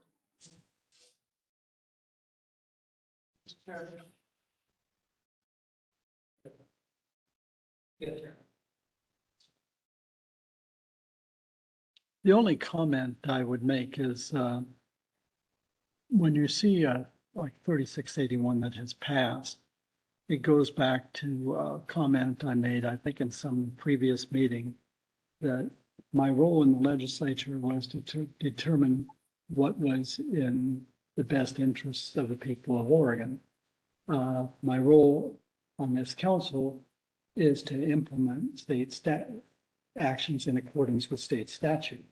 So whether I agree with 3681 or not, or whether I think it's good public policy or bad public policy is actually irrelevant.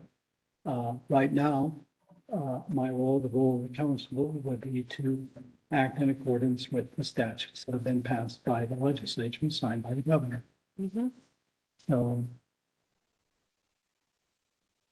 one of the things I wonder about, though, in terms of this issue of injury, I am a little bit concerned about how that might impact.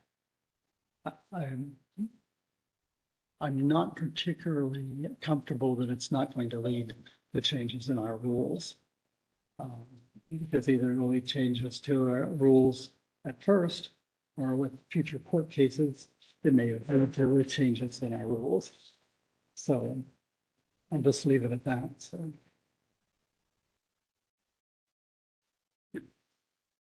And that mostly my understanding is that's that decision to appeal on the back end to the courts, correct? Is that correct? Yeah, I believe that's the sort of justification to be able to appeal to the Supreme Court. You have to prove injury. Yeah, which you do for other kind of actions, but it's we don't have. Right. Yeah.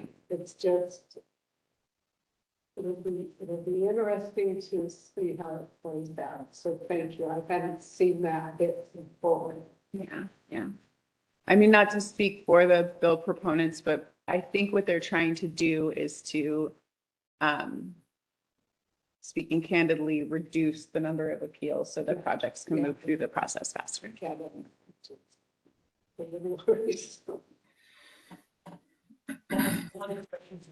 So, Tom, You have to.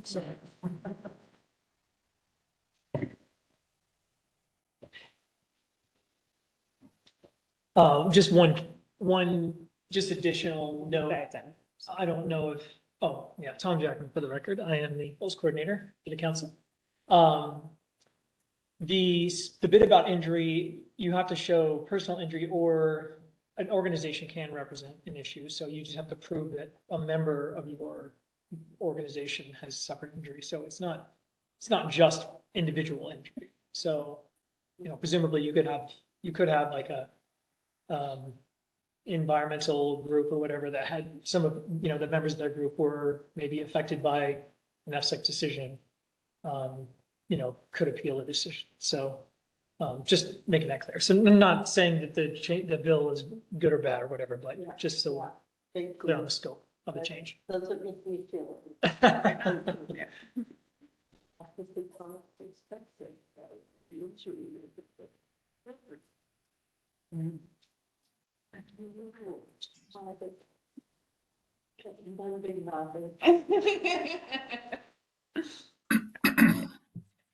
So, yeah, thanks. Yeah, So as and- far as what's next, oh, go ahead, I'm sorry. We can move back.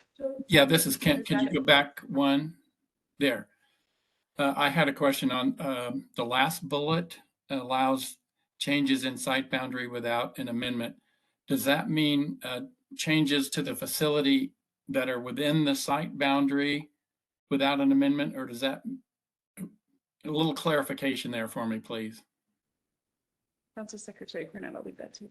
yeah, for the record, Todd Cornett. So the council had, under the prior amendment rulemaking 5 years ago, 6 years ago, had put in language which allowed for minor changes to the site boundary, minor expansions of the site boundary, as long as those changes did not trigger one of the three coulds, in terms of impacting resource protected by council standards, impacting a condition, and I forget what the third could is. So there was some ability, what changes could be allowed without an amendment. Council put that in place. Could be, expanding the site boundary just for the sake of pushing the site boundary out. Could also be for expanding the facility or portions of the facility. So actual work being done in that area. So that was put in the rules.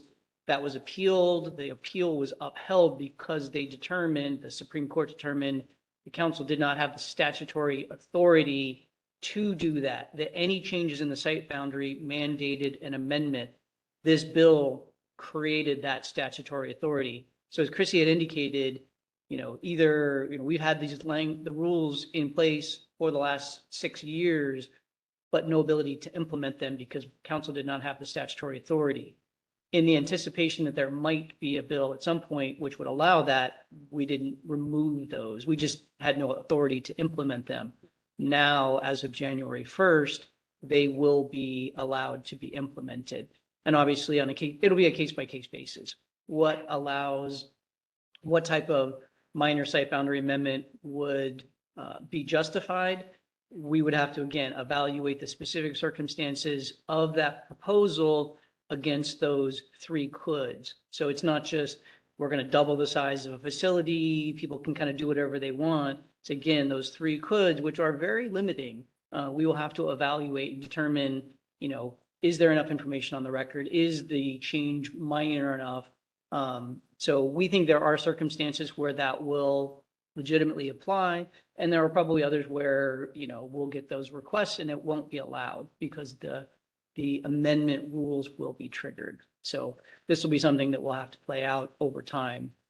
But yes, to answer your question, that would include actual physical location of facility components within that minor amended site boundary. So just a quick question. This is Counselor Byer again, Chair Howe. Yeah.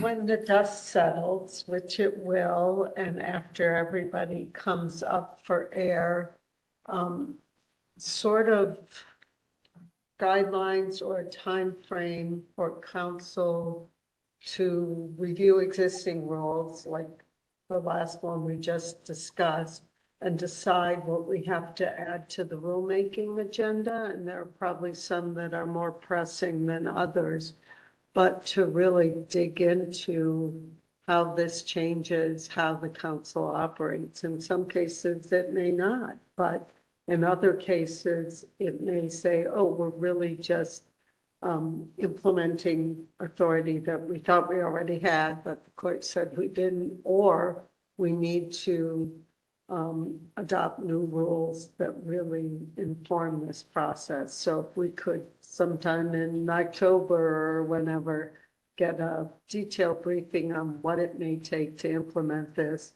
And then also staff's sort of support needs to get that work done. And then I had one budget question. I think we had a compliance package in, or was that last biennium? It was this one. And did it? It did make it. Okay, thank you. That's very good news. Yeah, one of the elements for us, we have other issues. We're largely fee reliant.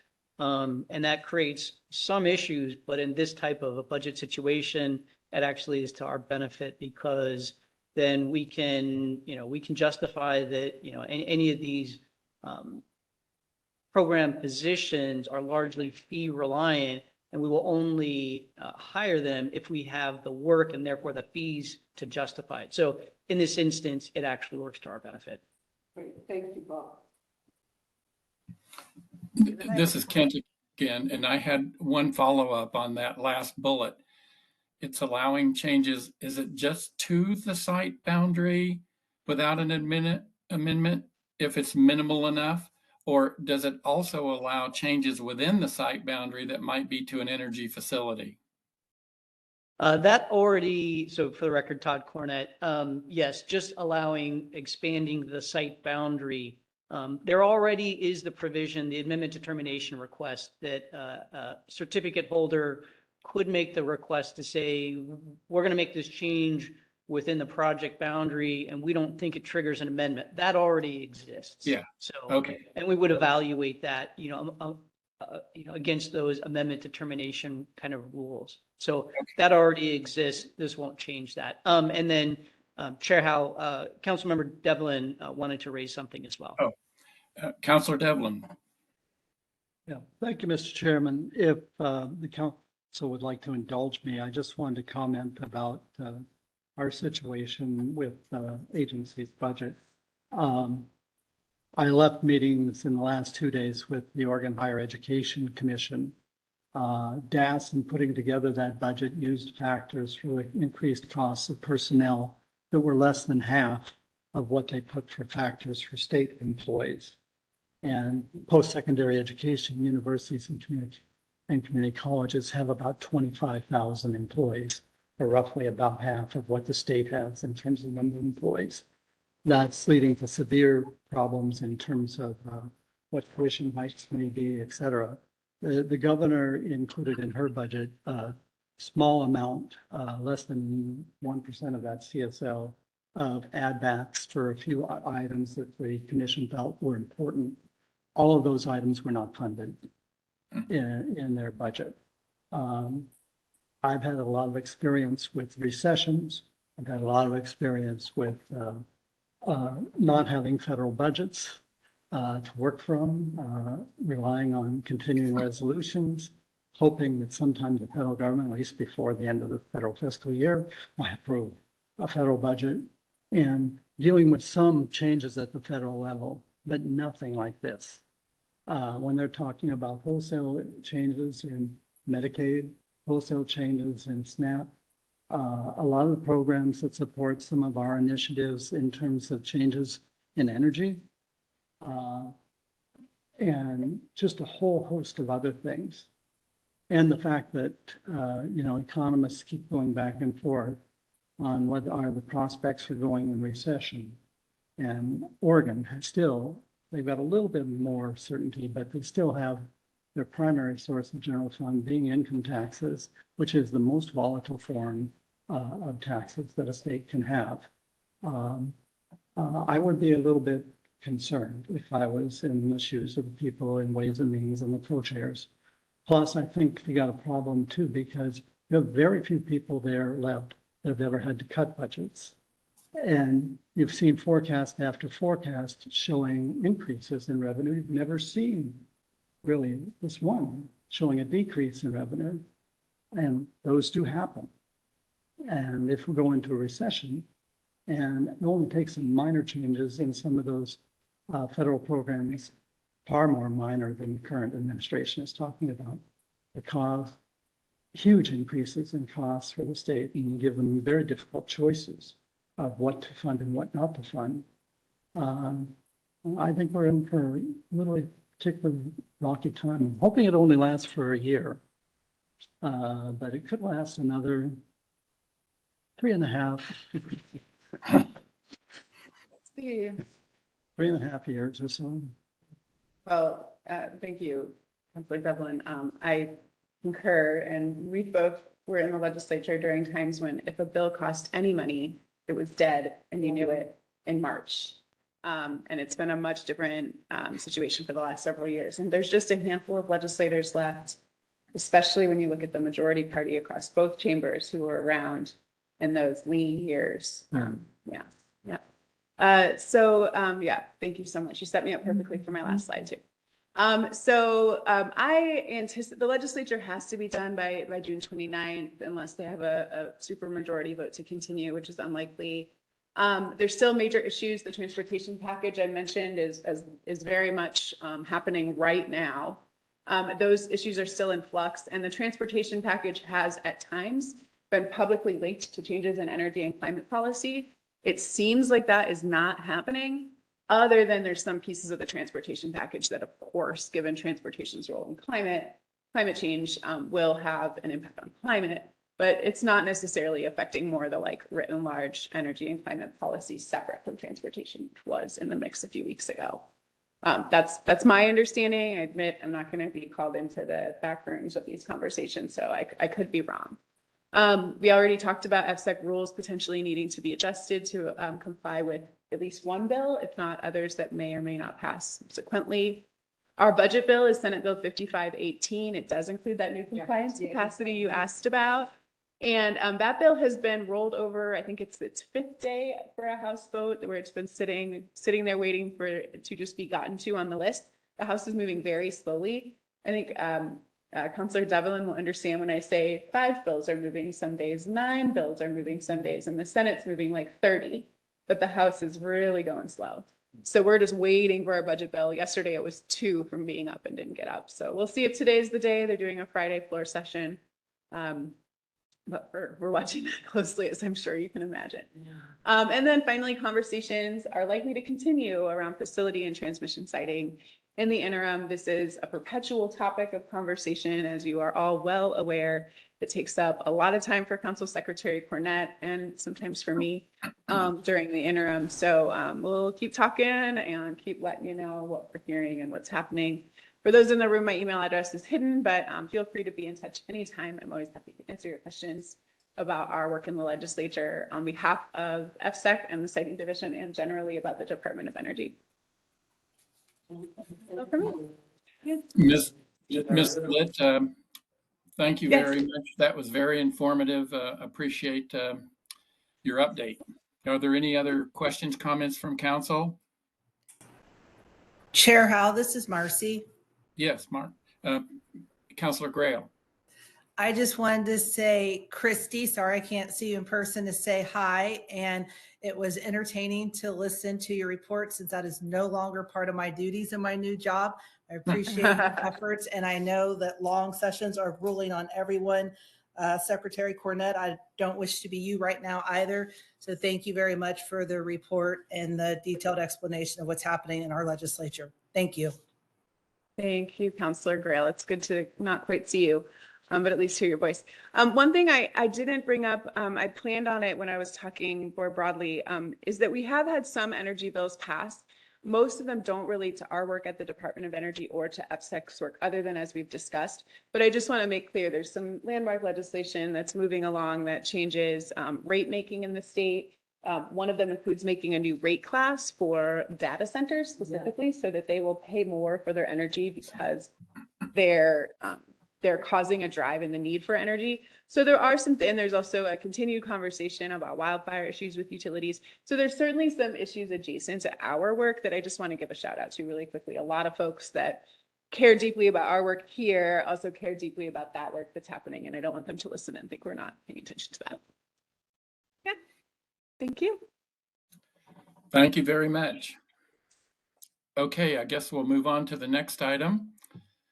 It's the compliance rulemaking initiation. It's an action item.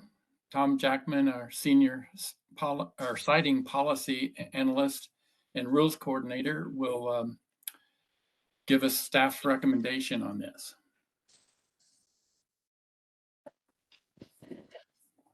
Thank you, Council, for having me here yet again for another rulemaking item. Again, my name is Tom Jackman. I'm the rules coordinator for the council, and we are here to discuss the compliance rulemaking initiation. So I'll go ahead and go next.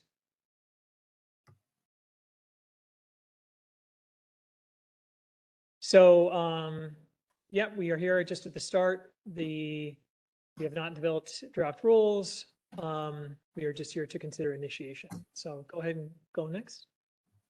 So just as a way of background, as you well know, energy facilities, or if you don't know, for those listening, under EPSEC review cannot be cited unless they meet council standards, local laws, state laws, a whole host of things that are applicable to the citing of energy projects. And one of the main ways that the council ensures that a proposed project adheres to those various citing, construction, and operating conditions is the use of conditions, which are detailed in the site certificate. And just as an example, there might be a condition that requires a certain setback for clearing vegetation to meet the wildfire prevention standard that wouldn't necessarily apply in all cases, but given the particular location where that project is being proposed, a certain condition is set. So these are project specific, and they can be extensive. So ensuring these conditions are complied with is the heart of the compliance rules, and it is run by the compliance team here at Odo. So that's sort of what we're proposing to look at today, are the rules that relate to how the compliance program operates. And some of these rules were updated as recently as 4 years ago, but a lot of them, it's been 18 years or even longer ago since they've been tweaked. So go ahead and go next. So the goal of this rulemaking is twofold, and this is pretty basic in terms of just like a rule overview, but as always, we're always looking for opportunities whenever we look at the rules to make sure that the rules are clear and consistent, and especially considering the scale of the other rulemakings that we've done to ensure that these rules are sort of reflect any of those other changes as well. And then just sort of on a more substantive note, I think the main driver behind this rulemaking is to identify better ways or more clarity with respect to how we monitor, how we the reporting requirements, timeframes, sort of how compliance violations work. There's, these areas are discussed in the rules, but, we've had years of experience with working with these rules, and we're always looking for ways to improve how those things function. Any questions about the scope of this rulemaking? Any question from council? I can't see anybody, so No, speak up. Okay. I don't see any hands. Okay. I can go next. So just as an example, here's some possible topics. This would not necessarily be everything that the rulemaking would cover, but I do think this is a pretty good idea. We're looking at the scope of council oversight through post-construction and operation, clarifying the methodology where the department learns about status of a facility. For example, like one of the things that we looked at for the amendment rules, but then ultimately decided made more sense for this compliance rulemaking was sort of a true up on what actually gets constructed. So the compliance officer can look at the site certificate and has an idea of what actually is on the land, not what was approved, which would obviously have implications in terms of various conditions that would need to be adhered to. You would not need a setback for a thing that does not exist. But our compliance team doesn't necessarily know that unless, this information is shared, and there isn't really a mechanism in the rules right now for doing so.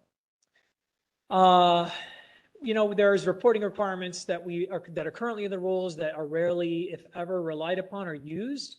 And so, we're always looking at opportunities to sort of trim unnecessary regulation that's doesn't shown itself to have any value. So we're going to be looking carefully at all of the reporting requirements to make sure that they're actually useful. And we're asking people to spend time and money to do things that have value. Clarifying the process for reporting incidents, clarifying the process for how non-compliance events are handled are two other big areas. So, we're going to go through every single rule and we're going to look at all of them and make sure that what we see makes sense and that there's no room for improvement. Any questions about these possible topics? Any idea, any other thoughts of things that maybe we didn't cover that we should include? Mr. Chair, I do have one comment. Councilor Devlin. Todd Cornett. Oh, I'm sorry. That's all right. No problem. Secretary Cornett. So we bring next council meeting in July, we're going to have a compliance overview to council. We try to do that twice a year. So if there's anything you can think of during this presentation that you would like us to do to help you kind of, one, further understand what's going on in the compliance world, but what may be educational for you to help you further think through what you might like to see changes, in the compliance rules, please let us know. You can certainly do that during today's council meeting. You can reach out to me or anybody else on the team subsequent to this to see, if you have any thoughts or ideas about that. We'll obviously want to give you a good update on the compliance, but again, as it starts to roll into the rulemaking, there may be thoughts that you have that you want to hear about as a result of that. So just something to think about. And so Chair Howe, both Councilmember Byer and Councilmember Devlin have questions or thoughts. Okay. Yeah, Councilor Byer. Just as we look at clarifying the process for reporting and how non-compliance, my sense is just getting the compliance reports occasionally in terms of what's happening on the ground. We have the really sort of scary non-compliance events and they didn't do X, which is less scary, less public health and safety kind of concerns. So just making sure that within any clarification, there's room for treating different compliance issues differently, if that makes sense, so that we don't come after something with a sledgehammer when it just requires a lighter touch. Then as to Secretary Cornett's broader question, as we address compliance, a lot of it's tied to the conditions that the council require of site certificate holders or those we approve. And any guidance that staff can give us on coming up with conditions that are easier to enforce, to monitor, that kind of thing. And then finally, the methodology, the updates. I think we're doing annual reports or maybe not quite, but you know, what those look like and making sure that we're somewhat consistent in what we get reports on, because then we can keep track, we can be wiser in terms of the next thing we approve. So that's my bring up for now, and Yeah, probably more than you wanted. and that'll be good to think about during the rulemaking is, you know, what kind of reporting, I mean, we'll do anything you want outside of rules if you ask for us to do it. Right now, the rules require after an inspection, if there is a major, I can't remember the language, but paraphrasing, a significant issue, that has to be reported to council. That's really the only thing in rule right now. But because it's such an important part of the program, we want there to be more reporting, you know, the good and the bad. So, you know, we don't want just to show you where things are not working or going bad. I think it's helpful to show you what does it look like when a facility is doing exactly what it's supposed to be doing. There's a lot of value in that. So these are the things to be thinking about as we go through the rulemaking. And again, even if we don't put those as mandatory in the rules, you know, think about what you would like us to provide to you, you know, what detail, what frequency, because we will do that regardless of whether it's in the rules or not. And just a quick follow-up, especially as we do new rules and then want to see how they play out on the landscape. So wildfire, right? So we're sort of adapting the reporting, the templates that staff have developed. There's that level of reporting and monitoring and assessing that is also part of this compliance issue, because if we do rules that nobody's enforcing, you know, might as well not. Correct. Thank you. Counselor Devlin? Yes, thank you, Mr. Chairman. I had just a question and a request. I know we've had these issues over compliance in some cases, and I know that many organizations feel that one of the objectives in doing these compliance reviews is to gain compliance, not to necessarily penalize the entity that's not in compliance. But I find myself with a lack of knowledge of knowing what we really have in terms of to compel compliance. I'm not necessarily advocating for it, but I really don't know what actions we could take with non-compliance. Yeah, I mean, so for the record, Todd Cornett, you know, we try to, again, as you just indicated, try to achieve compliance. That's our goal. Our intent is not to be punitive, but that being said, is our rules currently, and these are things that we want to look at. I don't think the basic structure is wrong, but the details definitely could be reevaluated and potentially refreshed. You know, if somebody's in non-compliant, we can issue a notice of violation. I can do it as the, you know, sort of the manager of the division. You, the council, can also order a notice of violation. That triggers a whole set of circumstances where somebody could either, you know, get to be compliant, but it could also result in penalties, civil penalties that can be assessed to them, and ultimately their site certificate could be revoked. So, I mean, there is a pretty significant implication as continued non-compliance and what that results in. We've never had any that have gone even to, you know, civil penalties, you know, let alone a termination of the site certificate. But you're asking a question, and that's where the rules currently can go. I think they should still maintain that, but I think more detailed, nuanced leading up to that is, I think, what we're missing right now. Thank you. I'm sorry. Chair Howe, this is Counselor Byer again. Understanding better when we have compliance issues. I mean, the ones we've seen seem to be split between construction and operation, and just knowing whether there are different pathways for those two types of compliance. And sometimes the non-compliance is with other federal or state requirements that we still have to bring to the attention of those entities. But I think, you know, like with wildfire, again, we have operational conditions and construction conditions, and sometimes those behaviors and issues are separate. So that may be one way to kind of break things up.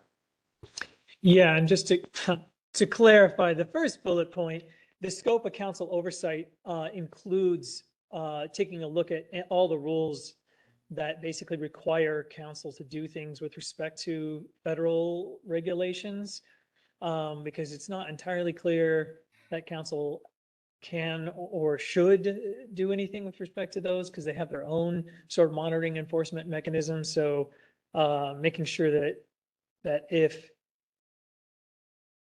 the scope of council's, obligations with respect to compliance includes everything it should and nothing it shouldn't. Yeah, yeah, exactly. Okay, so we're definitely recommending a RAC for this rulemaking, considering the substantive nature of these rules. And we're recommending a pretty typical RAC for us of 10 to 12 persons representing members of the public, power providers, resource groups, any federally recognized tribes that wish to participate, and also agency partners who also wish to participate. Any thoughts or questions about the RAC or? No? Okay. Well, then I'm done. Oh, Tom, this is Marcy Grail. Yeah. Chair Howe, if I may. Yeah, Councilor Grail. I know that we have, in my mind, made extra effort to talk about the RACs, the intention behind them. I know that Councilmember Imes has been active in trying to, I guess, advertise, for lack of a better word. I just want to know, is there anything else that anyone thinks we can do to publicize and encourage engagement? Because I frequently feel like people think that we're not being inclusive. And I know we go through who, the what, and where, and why. And I guess I just want to say on the record, I strongly encourage anyone that, if I may, that has an interest or knows someone with an interest to direct them to the department, so we don't continue creating this notion that we're doing this in secrecy. I think we've been very committed. I think the staff has done a great job of reaching out to folks, but I just want to encourage people, if they know someone with an interest, to please reach out to the department and see how they can get engaged. Thank you. okay. I would definitely wholeheartedly endorse that. And just so that you know, we have for the contested case rulemaking, we reached out to folks who were involved in contested cases directly to see if they would be interested in that rulemaking. We had a solar noise rulemaking we did with DEQ that we literally went through comments on proposed solar projects for people who are concerned about noise to say, hey, would you be interested in being involved in a RAC on this very topic that you previously commented on, and did have people get interested. But it definitely is a struggle. It's an ongoing challenge. This is a sort of complicated subject that you don't really care about until something's proposed in your backyard typically. So getting people to sort of commit time to this, unless it's their day job, is definitely something that we are continually working on. Thank you. And I completely understand that. Okay, go ahead. So that concludes my presentation. Thank you, Mr. Jackman. Good presentation. And so it turned to the council. This is an action item. And is there any further discussion, or does someone want to make a motion?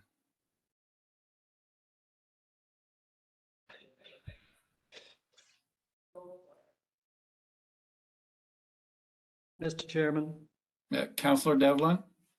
Mr. Chair, I move that the council initiate the compliance rulemaking with the scope and objectives recommended by staff and approve the creation of a rulemaking advisory committee as presented in the staff report. I further move that the council delegate the authority to appoint specific members to the rulemaking advisory committee to the department. Okay, we have a motion. Is there a second? Council or Chair Howe, for the record, this is Marcy, and I second that motion. Thank you, Councilor Grail. So we've got a motion and a second. Secretary Cornett, could you please call the, well, is there any discussion? And if not, then sounds like not. So Secretary Cornett, please call the roll. Richard Devlin, Aye. Ken Howe, Yes. Ann Byer, Yes. Marcy Grail. Yes. Motion carries, Mr. Chair. Okay. Thank you again, Mr. Jackman, for that item, and good discussion. The next item, I guess, is a working lunch break. So shall we take 15 to grab some food and then get back by, what would that be, 5 minutes to 12 or so? 11:55 to start the next item. Our heads nodding over there? Yep. Or not? We're Okay. in agreement in Salem. Thank you. Yeah, Works for okay. me, thanks. Okay, so we'll come back at 11:55 and start with the next item on the need standard.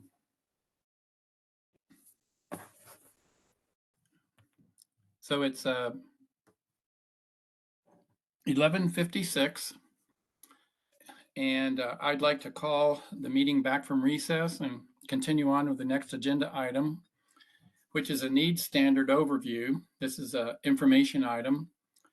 And Patrick Rowe, our Senior Assistant Attorney General, will provide the overview on this needs standard.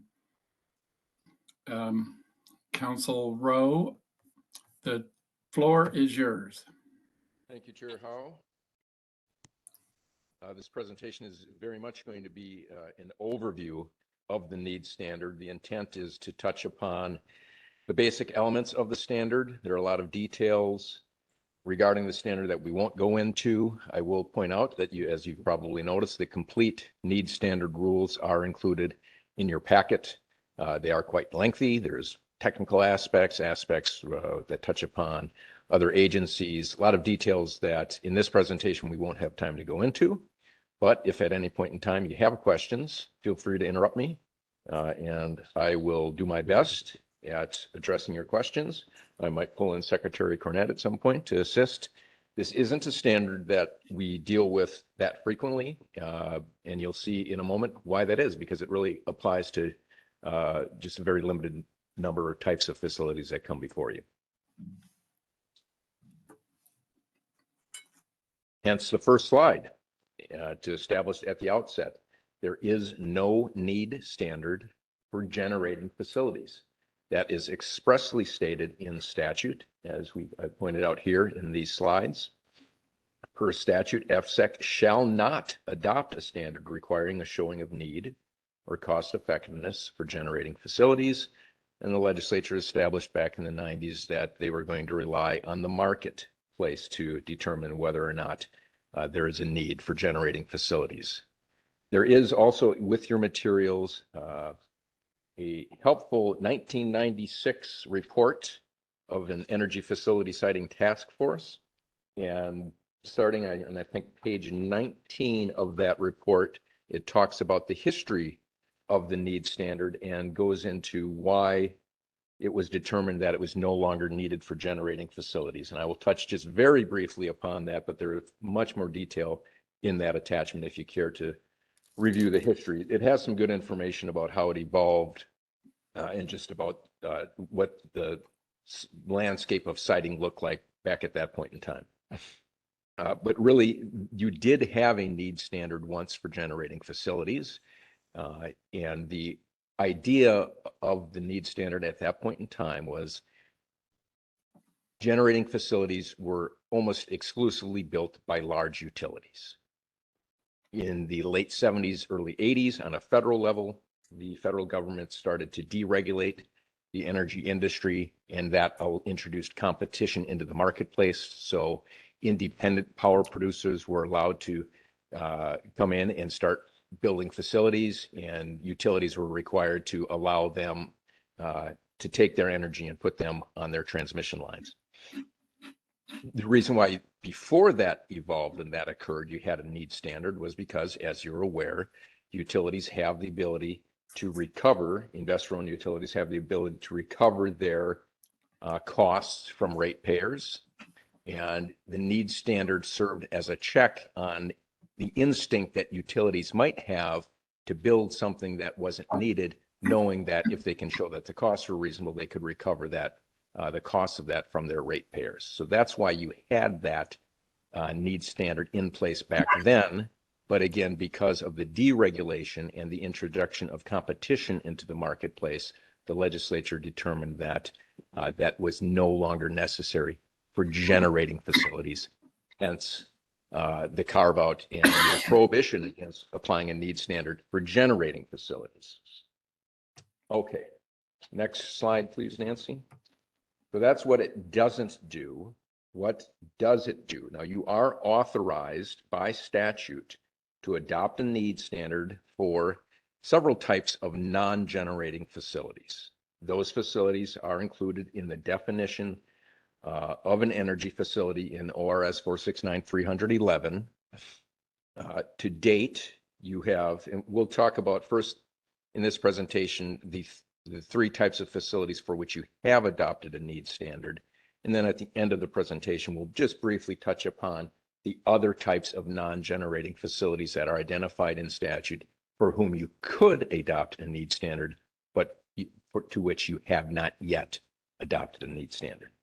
So the three types of facilities for which you have adopted a need standard are listed here: electric transmission lines, natural gas pipelines, and storage facilities for liquefied natural gas. Next slide, please, Nancy. Okay, so this is really the most significant one, the one that has most recently come before you, and that is most likely to come before you, the need standard for transmission lines. This applies to a high voltage line more than 10 miles in length with a capacity of 230,000 volts or more to be constructed in more than one city or county.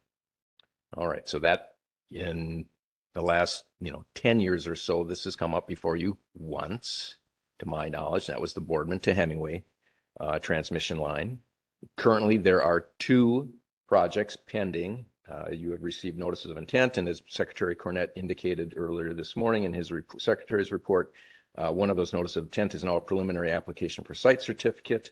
So two new transmission line projects that are in the pipeline.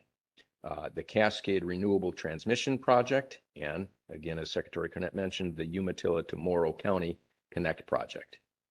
Cascade Renewable, just as a reminder, is the proposed 320 kilovolt transmission line that would run approximately 100 miles between the Dalles and Portland. The majority of the line would be installed in the bed of the Columbia River.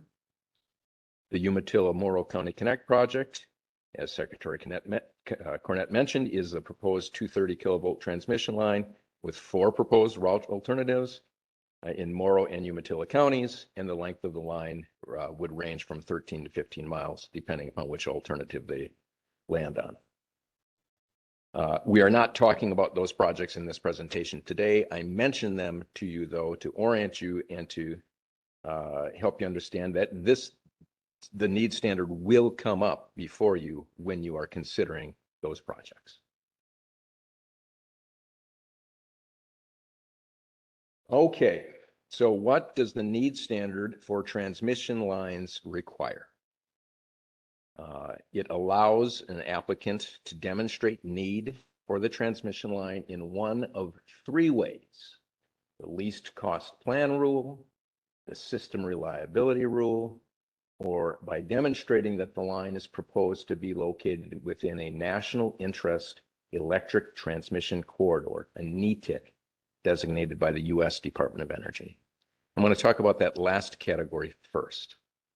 A NETIC, that is an area where the U.S. Department of Energy has found that consumers are harmed by a lack of transmission, and that the development of new transmission would advance important national interests in that area, such as increased reliability and reduced consumer costs. There aren't any NETICs in the Northwest. So unless a NETIC is established in Oregon, transmission line developers will not be able to demonstrate need in this manner. There are 3 NETICs that are being considered, or at least they were as of a few months ago. None of them, again, in the Northwest. Okay, now we'll talk about the least cost plan rule. What it requires is really built into its name. A least cost plan aims to meet customer energy needs at the lowest possible cost. This is far too wordy of a slide, and I apologize for that. But if you look at the actual rule, it's much, much more wordy than this slide is. But essentially, you can look at the slide, you can look at the rules.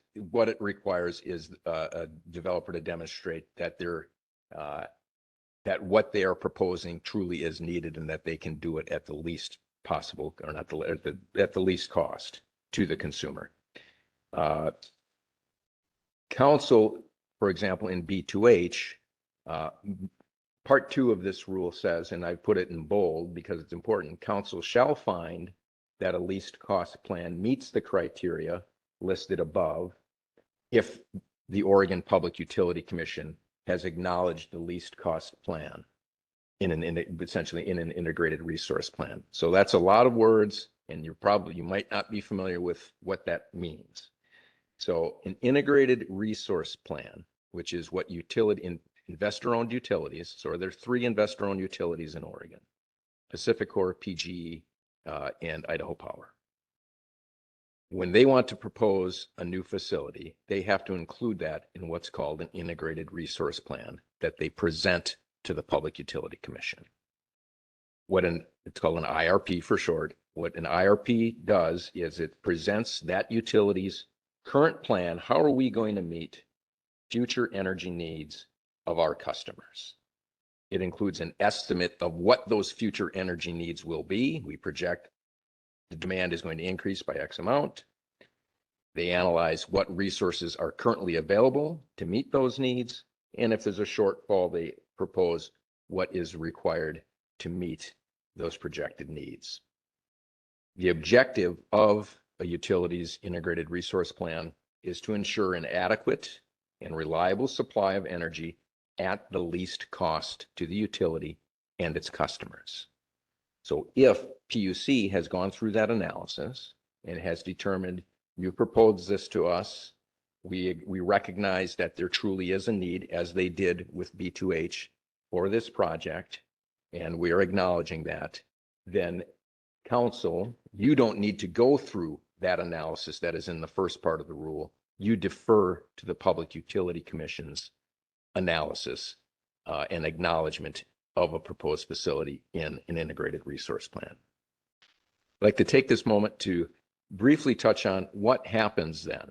After, let's jump to say you have approved a facility that's in a transmission line. If that transmission line requires condemnation of private land, it still exists in law. There seemed to have been a suggestion earlier today in the public comments that if you approve or if you find a need for a facility, that there is no longer a need to go through the Public Utility Commission's process for public condemnation. If you are led to believe that, I want to just clarify that is not the case. HB 3681 did not change that. If you approve a facility, a transmission line, and that transmission line requires condemnation of private lands, the next step has nothing to do with you. The developer has to go to PUC and they go through a process that's called a Certificate of Public Convenience and Necessity process. And they have to get that certificate of public convenience and necessity from the PUC. And as part of that process, PUC itself, and I'm just going to read the statutory language to you right from HB 3681. It says, PUC shall make its own investigation to determine whether the proposed transmission line meets a need for increased transmission capacity and reliability in the electric grid, and shall enter an order accordingly. So there is still, just want to make sure you're understanding, there's just because you find need doesn't mean that that developer can then go out and condemn private land. There is still a process separate from this entity that PUC goes through and analyzes. Okay. Sure. Chair Howe, I have a quick question. So PUC would make a determination on need based on we would rely on PUC's review of an integrated resource plan to make a finding on need standard for the investor-owned utilities. What about our co-ops like Umatilla Electric and some of the other utilities? Great question. And we're going to talk about that in the next slide. If you want Anticipate. You did. So we'll go to the next slide, right? And the other way that you can demonstrate need is, go ahead, Nancy, to the next one, please. The system reliability rule. And in fact, both of the projects that are pending before you, the Cascade Renewable Transmission and the Umatilla Morrow County Connect project, have indicated in their notices of intent that they intend to demonstrate need via this rule. So big picture on the system reliability rule is that it refers to the grid's ability, the electric grid's ability to consistently deliver electricity to consumers without interruption. So the point of this rule is to determine if a transmission line is needed to keep that system reliable. Laid out here again, too wordy of a slide. Council shall find that the applicant has demonstrated need for an electric transmission line, and there are these three criteria that must be met. The facilities needed to enable the system to meet firm capacity needs, reasonably expected to occur within 5 years. The facility is consistent with NERC standards, North American Electric Reliability Corporation standards, and construction and operation of the facility is an economically reasonable method of meeting the requirements. So even within the system reliability rule, there is an economically reasonable component that is built into it. Looking at the first, we'll stay on this slide for a moment. Looking at that first criteria, again, the rule has a lot of language. It talks about what information an applicant has to provide to the council in order for council to determine if that first criteria is met. To demonstrate it meets number one, the applicant must submit information including load resource balance tables. All right. We're getting into areas that you don't normally talk about, FSEC. This is more in the PUC world, but just a reminder that load refers to demand for electricity. So a load resource balance table compares the anticipated energy load, the anticipated energy demand against what's available, what available energy resources currently exist. And it assesses if on balance, there will be enough or not enough resources to meet the demand for any given month during the planning year. Again, that's very much an overview. The rules go into more detail, but as I said at the outset, I'm just trying to provide a high level view. To meet that third criteria, is it economically reasonable? Information that an applicant must submit to council is described in the rule. I'm not going to go into all of the information that is required, but one of the things that's important to point out is they have to provide, assess, are there alternatives? Are there other things that could be done that would negate the need for this transmission line? For example, could we negate the need for the line through conservation measures? Could we negate the need for the line if power was produced directly at places that have higher energy demand?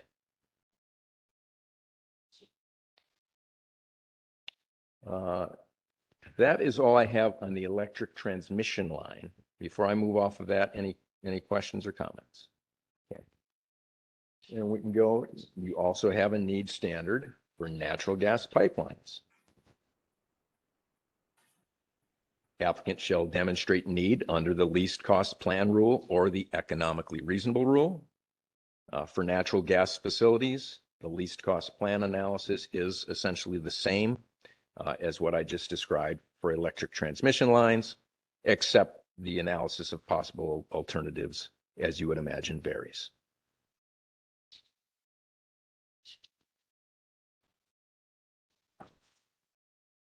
You can go to the next one, Nancy.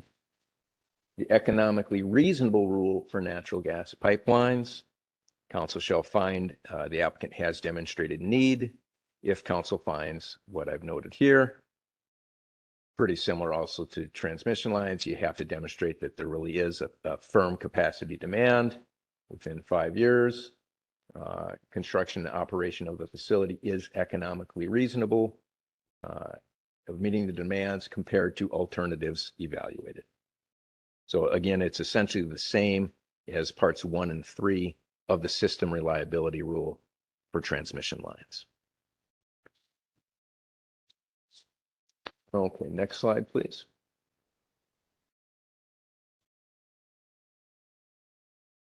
Need standard for LNG facilities. To our knowledge, council has never applied this rule. We've never had a need to. And I suspect that may be the timing of it. I'm not certain, but FERC has established the Federal Energy Regulatory Commission is responsible for authorizing the siting and construction of LNG import and export facilities under Section 3 of the Natural Gas Act. I didn't look into the timing. It's possible that our rule was adopted prior to FERC assuming that jurisdiction on a federal level. But at any rate, you have never applied this standard. So it exists, it's on the books. I did do a little bit of low-level research, what FERC has to say about it, and it appears that, under, some limited circumstances, depending on location and use, an LNG facility may be regulated by state regulatory agencies. But again, this has not come up before you, but it does exist. So it's possible. I'm certainly not here saying it'll never happen. If it were to, an applicant would demonstrate need for an LNG storage facility under the least cost plan rule or the economically reasonable rule. Moving right along. All right, as I mentioned earlier, you have the authority to adopt a need standard for several types of non-generating facilities. You've done it for the 3 that we've just touched upon. Other types of non-generating facilities for which you could adopt a need standard, but for which you have yet to do so, include a surface facility related to an underground gas storage reservoir that meets these other criteria identified here. This will sound familiar to you because you'll recall that when recently reviewing Northwest Natural's request for an amendment to the site certificate for the MIST natural gas storage facility, one of the commenters suggested that council should apply a need standard to its review of the requested amendment. Council rejected that argument on the basis that while, yes, you have authority to adopt a need standard for surface facilities related to underground gas storage reservoirs, you have not yet done so. However, you did note that when contemplating rulemaking in the future, you would consider whether to adopt a need standard for these types of facilities. But again, you have the authority, you haven't done it yet.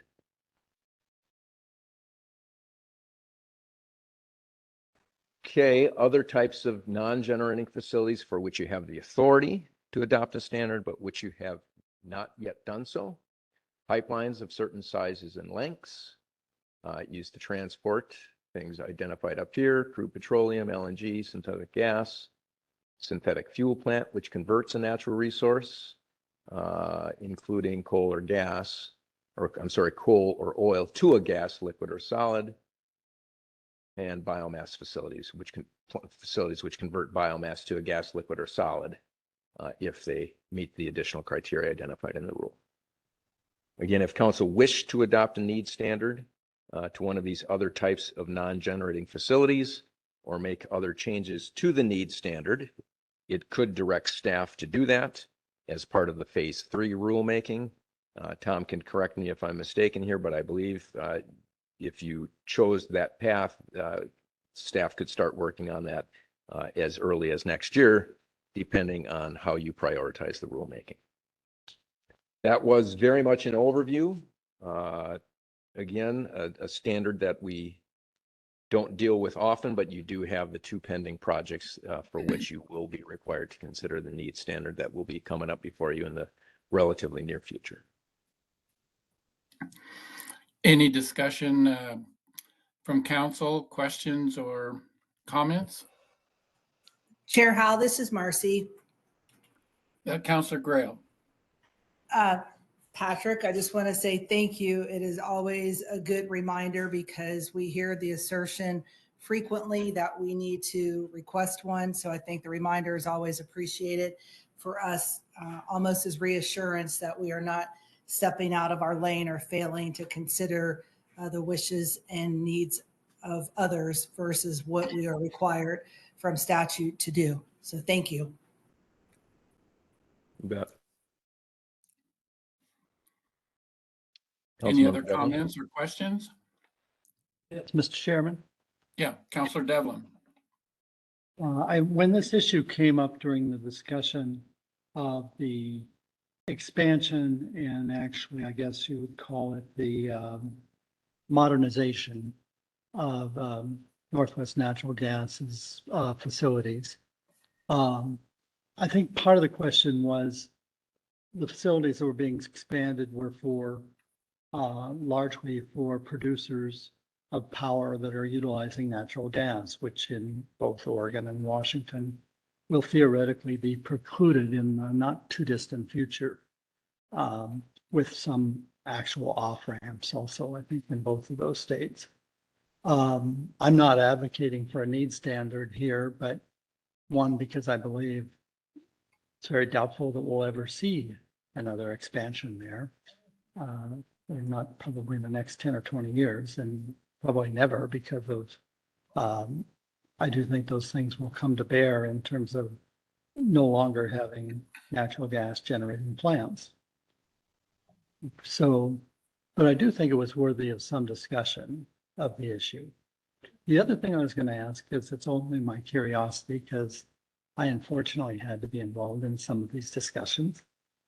Did the council have any interaction on the pipeline between Jackson County and Coos Bay and the Jordan Cove potential now abandoned LNG facility?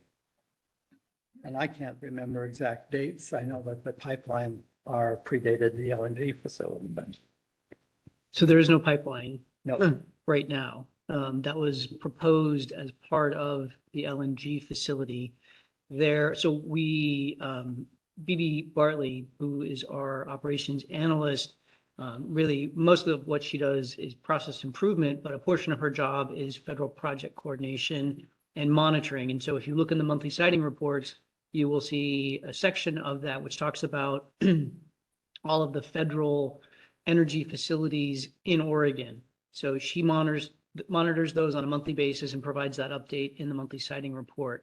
One of those is, interestingly, somebody, I may have this right or wrong, I don't remember if it was in Texas or Florida, but somebody asserted that that Jordan Cove LNG project was improperly denied, and I'm totally paraphrasing here, and that they're asserting that they can move forward with the project. So it's some entity, that's the only thing that's really going on related to either the Jordan Cove import-export facility or the pipeline, which would be from the trunk line that's on the other side of the coastal mountain range, which would cross then over into the Coos Bay area. So there's really nothing right now. This seems like a interesting legal maneuver or an effort. We've been keeping an eye on that just to see what's going on, but nothing as it is. Okay. I just wondered because it was an IDMOC discussion for, I think, several years. Oh, yeah, for a longer than several. There was a lot of time and effort that a lot of people put into that Jordan Cove, us included.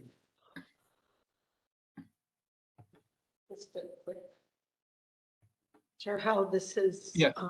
Councilor Byer again. Just knowing that we have two applications, one that will be in front of us. any guidance on making those findings on meeting the need standards? We've seen it for Boardman to Hemingway, which was kind of easy because you did the PUC thing. So we had PUC findings, but here it seems like we're going to have to make our own findings that the applicant has met the need standard for those. And I failed to mention that for Boardman to Hemingway, you found a need for the facility both through deference to PUC under least cost plan, but also under system reliability. So you have, or this body has experience with analyzing that. Yeah, Okay, so you could that's certainly what I look back to I that. couldn't remember, because I think that had been. Thank you. And what I'll add is with every other standard, it is the applicant's burden to provide evidence in the record that they meet the standard. Yes. Now, that doesn't mean that everything is objective and it's just a black and white. Yeah. Most things that you review are not that, but it is not something that you have to tell, we, the department, or you, the council, have to figure out. It is the applicant's responsibility to provide evidence to justify that they meet it. We will then utilize expertise that we probably do not have internally. We will coordinate with the Public Utility Commission. We will coordinate with other people within the Department of Energy who have that kind of expertise. And so we will certainly rely upon others who have that in order to recommend findings for you. But again, first and foremost, it's the applicant's responsibility. And part of the thing I struggle with is whether we're aiming for consistency or if these projects are so different that consistency is less important, still knowing that there's a threshold that has to be met. So anyhow, thank you. Any other discussion, comments, or questions?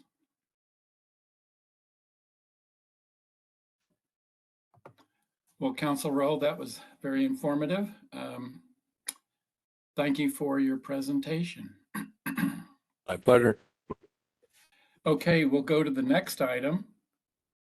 And it's amendment rulemaking, notice of proposed rulemaking. This is an action item, and Tom Jackson, the citing policy analyst and rules coordinator, will present this item. Mr. Jackman, the floor is yours.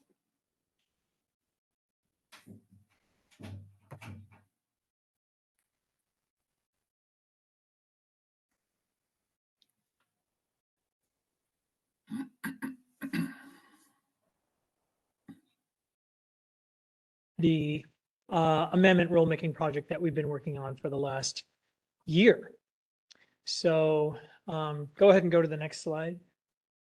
So earlier we were doing an initiation. Today we are doing the notice of proposed rulemaking. As was mentioned earlier in the meeting, it is important to note that, you're going to get here with a lot of information, a lot of slides. The RAC discussed a lot of issues, but this is the beginning of the formal rulemaking process. And once I file the notice, it will start a public comment period, and everything that we discussed today is up for, further debate. So it's just important to keep in mind. Okay, go ahead, go next slide.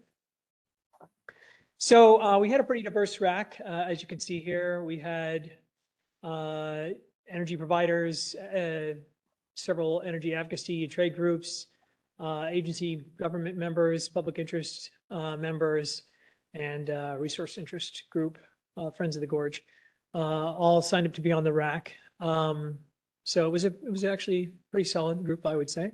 It can be a challenge sometimes to get people to participate, especially during the busy season here. Yeah, and just so you know, we had 3 meetings. We met once to sort of discuss the issue, and I invited all RAC members to bring any issues to the table they wanted to discuss. Internally, staff developed a list of all the issues, almost all of which were touched in some fashion or another by the draft proposed rules that were presented to council in the packet.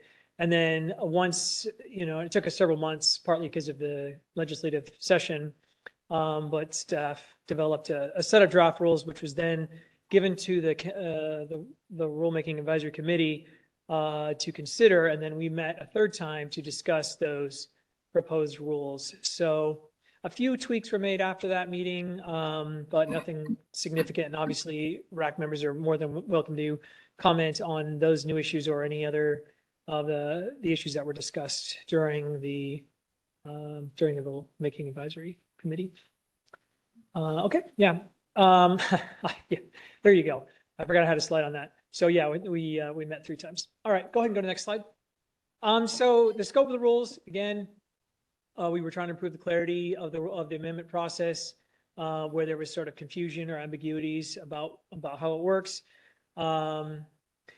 These rules have been sort of created in 2017, which was a major redo of the amendment rules at the time.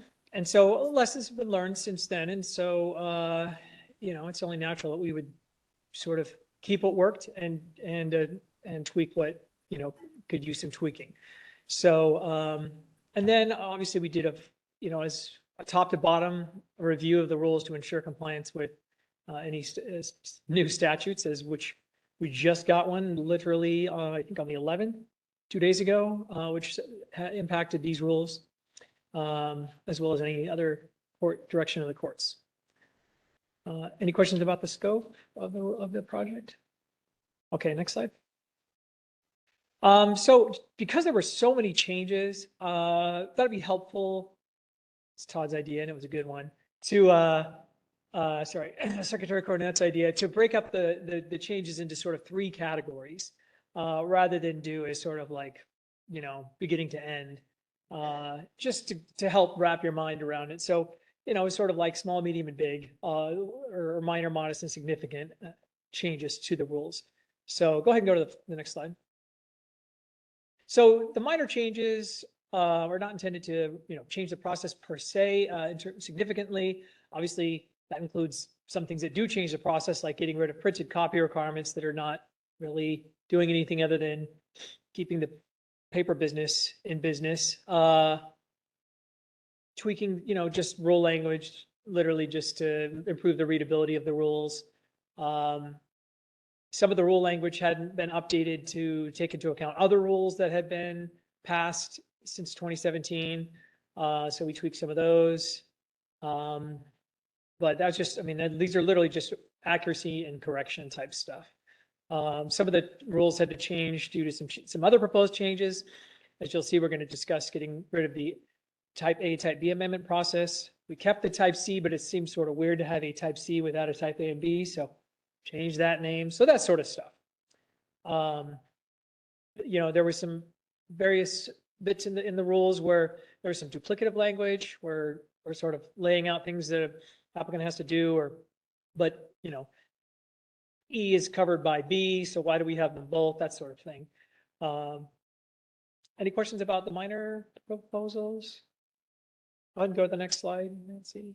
Okay, so now we hit the modest changes, and these are, not intended to rock any boats, but just to sort of tweak and improve the process. There's a new documentation requirement proposed to help the department track compliance with the the council approved final retirement plan. New direction that explains how certificate holder may apply to council to release a portion of the site. Partial termination, if you will, from the terms and conditions of the site certificate.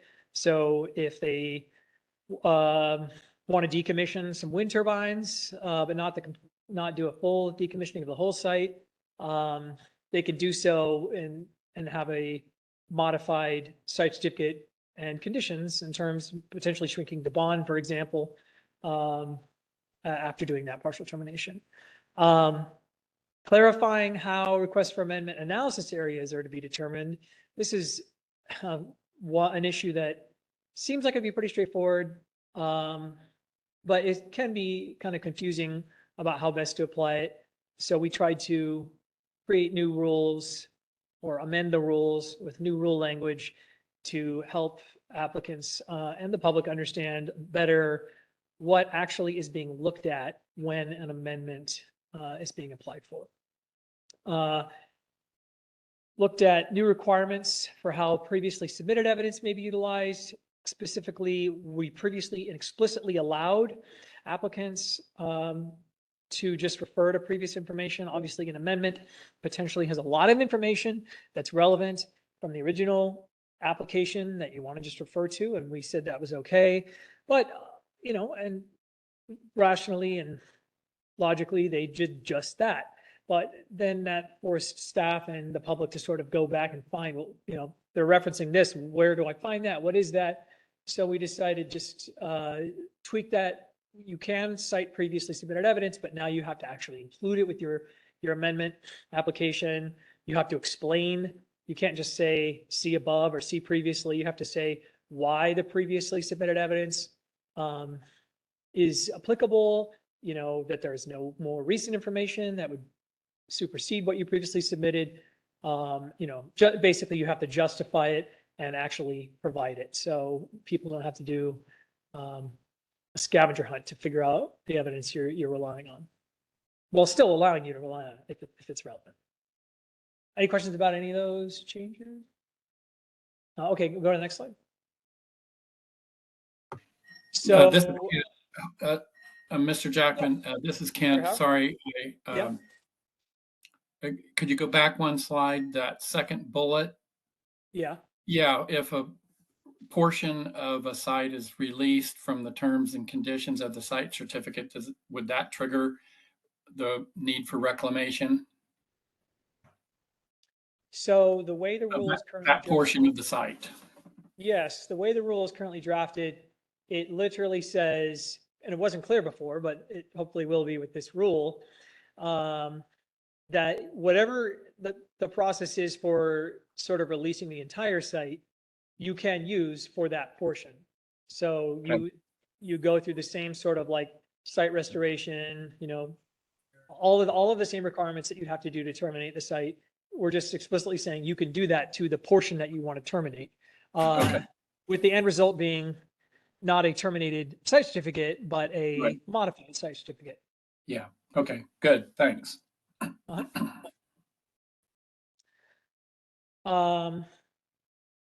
So we added some proposed language that, and you'll see why, well, we'll probably do this regardless, but this sort of was relevant to the type A, type B distinction where one of them would have a public hearing and one of them wouldn't. We'll discuss in more detail. We sort of want to always have a public hearing, partly because we're going to get rid of we're proposing we get rid of the distinction, but felt the need to add some additional flexibility on location based on, you know, limited public interest. If it's a really minor amendment, we're still going to have the hearing, but we don't necessarily need to all drive out to Hermiston or whatever to hold a hearing that no one is going to participate in, or potentially, you know, inclement weather, ice storms, what have you. This next bullet point covers an issue that has come up quite a bit, and we're sort of now just reflecting an existing practice, but codifying it in the rules to help people understand that the public comment period will not end with the public hearing, but it can end whenever it wants to, but no sooner than 7 days after the public hearing. So if people are attending the public hearing and sort of learning about issues for the first time, they'll then have at least a week to then, you know, go home and submit additional comments if they feel the need to. There's some language in there about demonstrating a need for extension requests. There is no requirement for a need standard, and it doesn't really make sense. Council's never really known what to do with that, and you know, so we just got rid of it. Got rid of some no longer relevant rule language, talking about construction extension deadlines, because it was related to previously amended rules that are no longer going to exist, assuming these go through and council approves them. So this all exists in the modest bucket. Any questions about the modest rule changes? Mr. Chair, this is Marcy. Tom, may I just ask, when you said, and I think the words were, we didn't know what to do with them. can you just perhaps reframe that? I don't want it to seem like we just got rid of it because, well, it was either complicated or we didn't want to be bothered. Sure. Yeah, no, we looked at, I mean, for all of these requirements, whether it's for the applicant or for the council, we're always examining, like, what is the purpose of this rule? Does it need to exist? And we could not come up with a reason for there to be a need standard on an extension request. Yeah, go ahead. Yeah, for the record, Todd Cornett. So the language that's in there now is not a standard. It's not a threshold requirement. There's no proof. There's no good cause. It's a completeness requirement.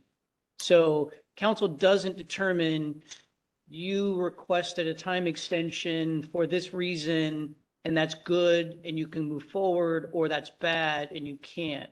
It's simply a completeness. They have to indicate why.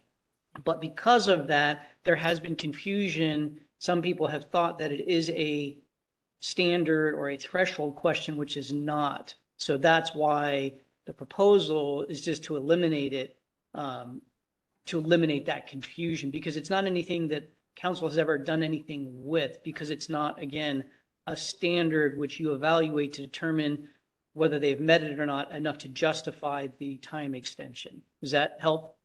Yes, it does. Thank you, Secretary Cornett. I think I could read between the lines, but I think just again, as we talk frequently, I don't want people to, you got it. And thank you. Thank you for. Yeah, absolutely. Yes. No, to be crystal clear, it wasn't that council isn't able to apply a need standard, but there is no need standard. So the fact that we were requiring applicants to submit the basis for the extension, because you don't have a standard to apply, it's unclear what you would do with that information.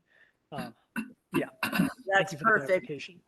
To quote Ms. Split earlier when she said, trying to keep it simple, we have a lot of complexity in the work that we do here on council. So anything that we can eliminate to create unintended confusion or unintended outcomes, I'm all in favor of. So thank you both for that clarification. So Chair Howe, this is Councilor Byer. Just a quick observation of thanks to Tom Jackman and the RAC for proposing to codify what we've been starting to incorporate as our practice to extend the comment period for a week after the hearing. I think we heard that loud and clear on a couple of our public hearings, give us just a little more time to respond. So kudos to you all for including that, and for the folks listening, we do listen to you and appreciate that being one of the modest changes. It could be very significant depending on, yes, the situation. Sure. Go ahead and go to the next slide. Okay, so this last category of changes is a sort of, it's a couple of significant changes that are related to one another. And so in a way, it's a rethinking of the amendment process. And we're going to go through what we're proposing. Then I'm going to go through what the status quo looks like. And then I'm going to go through if you basically approve everything, this is what the new process would look like holistically. So you can sort of see the total impact of what we're proposing here. Sort of wanted to, because this is sort of a big change and there's a lot going on, we sort of tried to want to err on the side of explaining it too much rather than explaining it too little. So one of the primary or first things we're going to talk about here is that in 2017, and it totally makes sense, the idea of having a type A and a type B amendment process where you would say, well, the harder complicated ones, we're going to make you do more stuff. And the easier ones that are more straightforward, we're going to make you do less stuff. But the sort of stuff that we're differentiating these two tracks, and we went back and forth on whether we should, get rid of, because it takes time to determine whether or not you're A or B. And then the question is the time that it takes to determine that, are we saving that time or or is it taking more time to figure it out than we were saving? And we did some analysis on, how long these types took, and type A was longer and type B was shorter, but it was unclear because the timing is all over the place. Every single application is different. It's unclear if it was really the differences that were the time saving, or just the fact that if you qualify for type B, it's going to probably go faster regardless. And ultimately, when we made the decision to get rid of the possibility of a contested case, now we have even fewer differences between the types. So it makes even less sense to have two, and that sort of pushes over the edge to propose. Let's just get rid of them and make sure that the process itself has the flexibility to sort of adapt, or, based on the complexity of whatever the amendment that's being proposed. So we're going to get into the weeds here, but just to kind of give you the background on that. So go ahead and go to the next slide. So yeah, I have a habit of doing this. I draft these slides and then I'm like, all of these points are in my head, and then I'm like, next slide. Oh yeah, there's everything I just said. So yeah, go ahead and go to the next one. So we have the two major distinctions. One of them is that type A always has a public hearing. Type B doesn't, and type A has the possibility of a contested case. You can always, if you made a comment, regardless of how, whether your comment met the sufficient specificity standard, you could at least try to get a contested case. So there was always the possibility of someone attempting to seek a contested case for a type A, but it was not possible for a type B. So go ahead and go to the next slide. So the proposed approach is to always, again, as I kind of mentioned previously, always hold a public hearing, but be more flexible as to location based on the sort of perceived public interest in that amendment and, the significance of the changes. You could conceivably have an amendment that was just more impactful on the land than the original application itself. So in that case, probably want to have a near location public hearing, just throwing that out there. You guys can decide whatever you want to do. And then, yes, no, we're proposing, go ahead. Sorry, for the record, Todd Cornett. I just wanted to, at least my thought behind this one is the default is there will be a public hearing in proximity to the facility. That's the starting point. It's not we figure it out, is we start with that idea. And then if there is justification to not do that, we then come to the council or the chair, I forget exactly the language in there. Either. What's that? Either. Or either, in order to determine, okay, maybe we don't need, maybe there's not enough justification. But we don't start with do we justify that there is a hearing in the vicinity? We start with that. And then we have to document or justify to council or the chair, and then you can make the choice if there is not going to be one. So it's a little bit of a different filter, but I think it's an important one. Okay. So, and then the second one, which we have a whole bunch of slides on, so I'm not going to get ahead of myself like I like to do, is to eliminate the possibility of a contested case for any amendment request. So this sort of creates a more unified approach. And then obviously if an amendment is very simple and straightforward, it's probably going to shoot through this process more quickly. And there was no need to have sort of separate tracks. Okay, go ahead and go to the next slide. So let's talk about the removal of contested case, and go ahead and go to the first bullet point here. So there's three questions I wanted to sort of address here. One is, can we do this? It is a fairly significant change. Go ahead next. Second question is, should we do this given the significance of this change? And then the third question is, this contested case process had a function. So what would we do instead of a contested case? What can we replace this process with? So let's hit those questions right now. So go ahead and go next slide. So can we do this? Go ahead and go next. The simple answer is yes. Whereas the statute is very clear that there is it's required, the council is required to have the possibility of a contested case for an original application. Sorry, required to have a contested case to the extent that you go through the formal process, even if no one has sought one out, it does not require one for an amendment. And this is just one of many differences that essentially allow for increased flexibility by the council in terms of how they want to treat the amendment process as compared to the more prescriptive statutory framework for the original application. Go ahead and go next slide. So, yeah, that's what I just did. Okay, go to the next slide. So then the next question is, should we do this? And I would argue, and council, you can agree or disagree, but also yes. Go ahead and go next slide.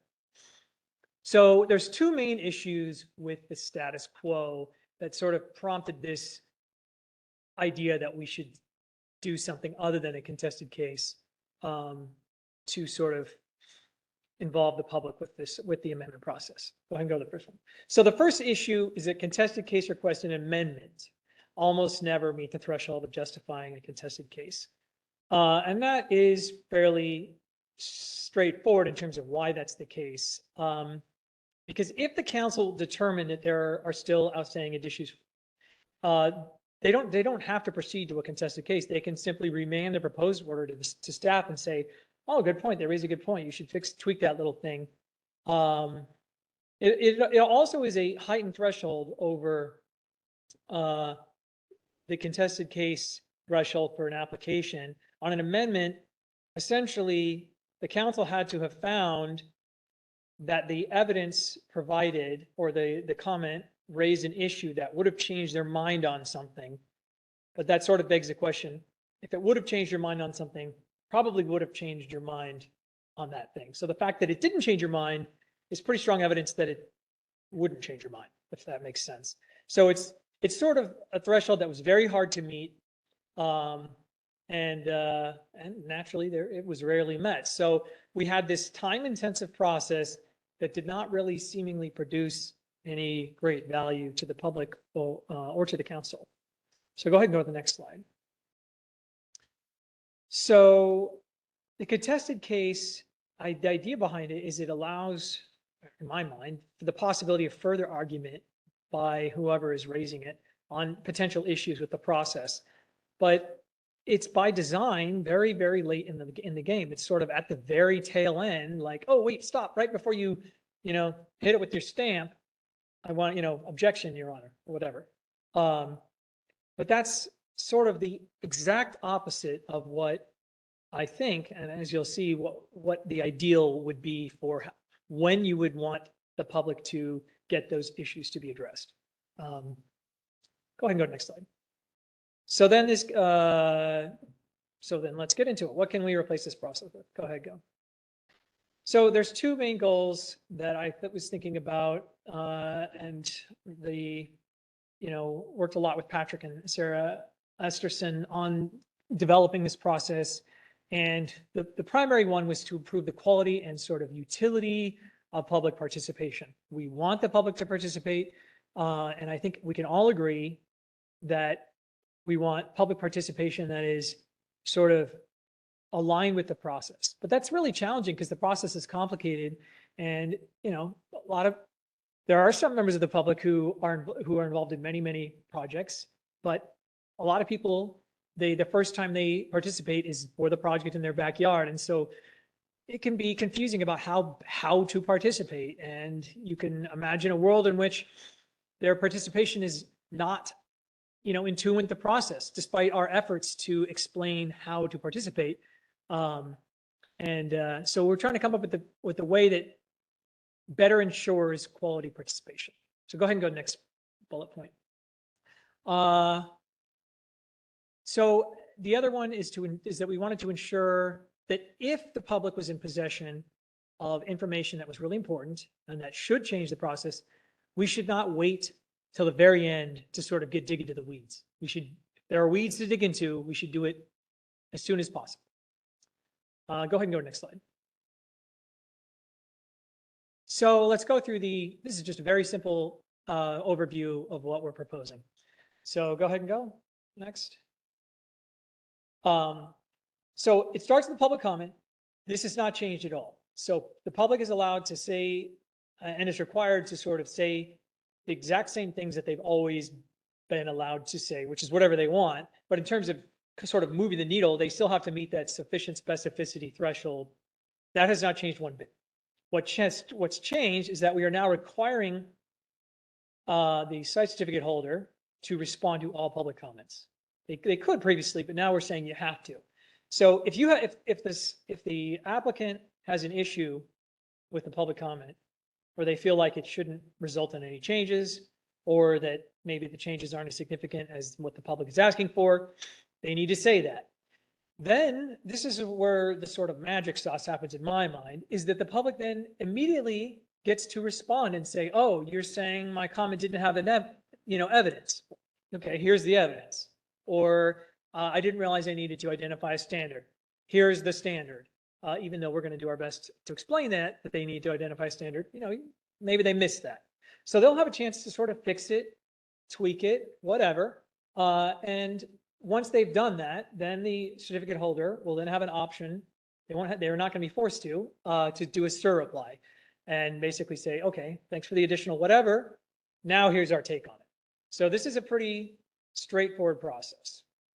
And we'll talk a little bit more about how we came up with this in a second, but any questions about this slide right here? Okay, go ahead and go next. So again, the comments still have to be made with sufficient specificity, which means that they need to identify an issue of fact or law, and they have to provide, reasoning and data to support any allegations of any issues. Okay, next. So what does change is that public commenters are now going to learn immediately, compared to the current existing process, what issues there are with any comments, rather than finding out about those issues in the draft, what would it be, the proposed order, where this or staff might say, oh, we got these comments, but they're deficient for the following reasons. They'll learn right away what those issues were, and they'll have a chance to remedy those. And then ultimately those sort of hopefully upgraded or improved comments will be available to the department prior to review by the council instead of after in a contested case. Okay, next. So this is just the three tracks, the type A, the type B, and what we're proposing. And I don't think the timing is really going to be all that different, although it looks like what we're proposing only has 4 chevrons compared to 6, because the comment period is now going to take more time. It's going to, we have the back and forth that we're going to kind of build in. But what is going to change is once the process sort of gets underway and we send out the notices on, you need to submit your comments by this time and any replies by this time, the applicant will know how long this is going to take. So rather than sort of a question mark, there will be sort of the magical phrase I like, regulatory certainty on what the citing process will look like for an amendment, which I think is a valuable thing for many reasons. One interesting thing here, you'll notice that we have a draft proposed order for type A and type B, which would be replaced with just a proposed order. We wouldn't have 2 council meetings to discuss a draft proposed order and then a proposed order. It would just be proposed order, which would be the public hearing, and then a final order. Any questions about that? Chair Howell, this is Councilor Byer. Just are there intermediate timeframes? So public hearing, 7 days, public comment. Is there an established time frame for the applicant to respond? And after that? We talked about that and ultimately decided that this is just one of those things where it would be impossible. Whatever we came up with would be too long for some amendments and too fast for others. So we might suggest some timelines, but ultimately when the notice goes out, the way the rules are drafted now, if it seems like a really complex amendment, then we might suggest longer periods for potential, responses and replies and SIR replies. or shorter periods if it seems like a real simple amendment. But people will know when that notice goes out, what those time periods will be. Got it. Thank you. Okay. Next. Okay, so the way things work right now, we have a preliminary request for amendment, 60 days to determine if it's complete or not. There's a 120-day DPO issued after a notice of completeness, the draft proposed order, you got the public comment period, and council review of the DPO, which usually is at the next council meeting. Go ahead and go to next slide. You then end up with a proposed order, just typically a month after the DPO, and you get public and reviewing agency notice, and there's a 30-day deadline for the public to request a contested case. You have an optional contested case, which could take, who knows how long, and then a final order. Go to the next. So the type B process was designed to be shorter and more efficient. You start with an extra step, the amendment determination request, but then we shrunk the timeline for the completeness and the DPO issuance. Next slide. And draft order, proposed order was the same, but then a shorter time period for the proposed order. So not hugely different, but quicker. Go ahead, go next. So what we're proposing instead is to only have one type, not quite as fast as a type B, but quicker than a type A. So, we looked at the data and we sort of made a determination on this. Obviously, we have a shorter timeline, but, we're still going to allow for the request for additional information for incompleteness, and that will take as long as the applicant takes to actually supply that information. So they're kind of in control of that. And then shrinking the issuance of the proposed order to 21 days rather than 60 days for what was the draft proposed order. So that's significantly shorter. And then flexibility on where the public hearing is, and then allowing for replies to comments. The process we just discussed, and then a draft of the final order issued within 21 days of the end of that sort of back and forth.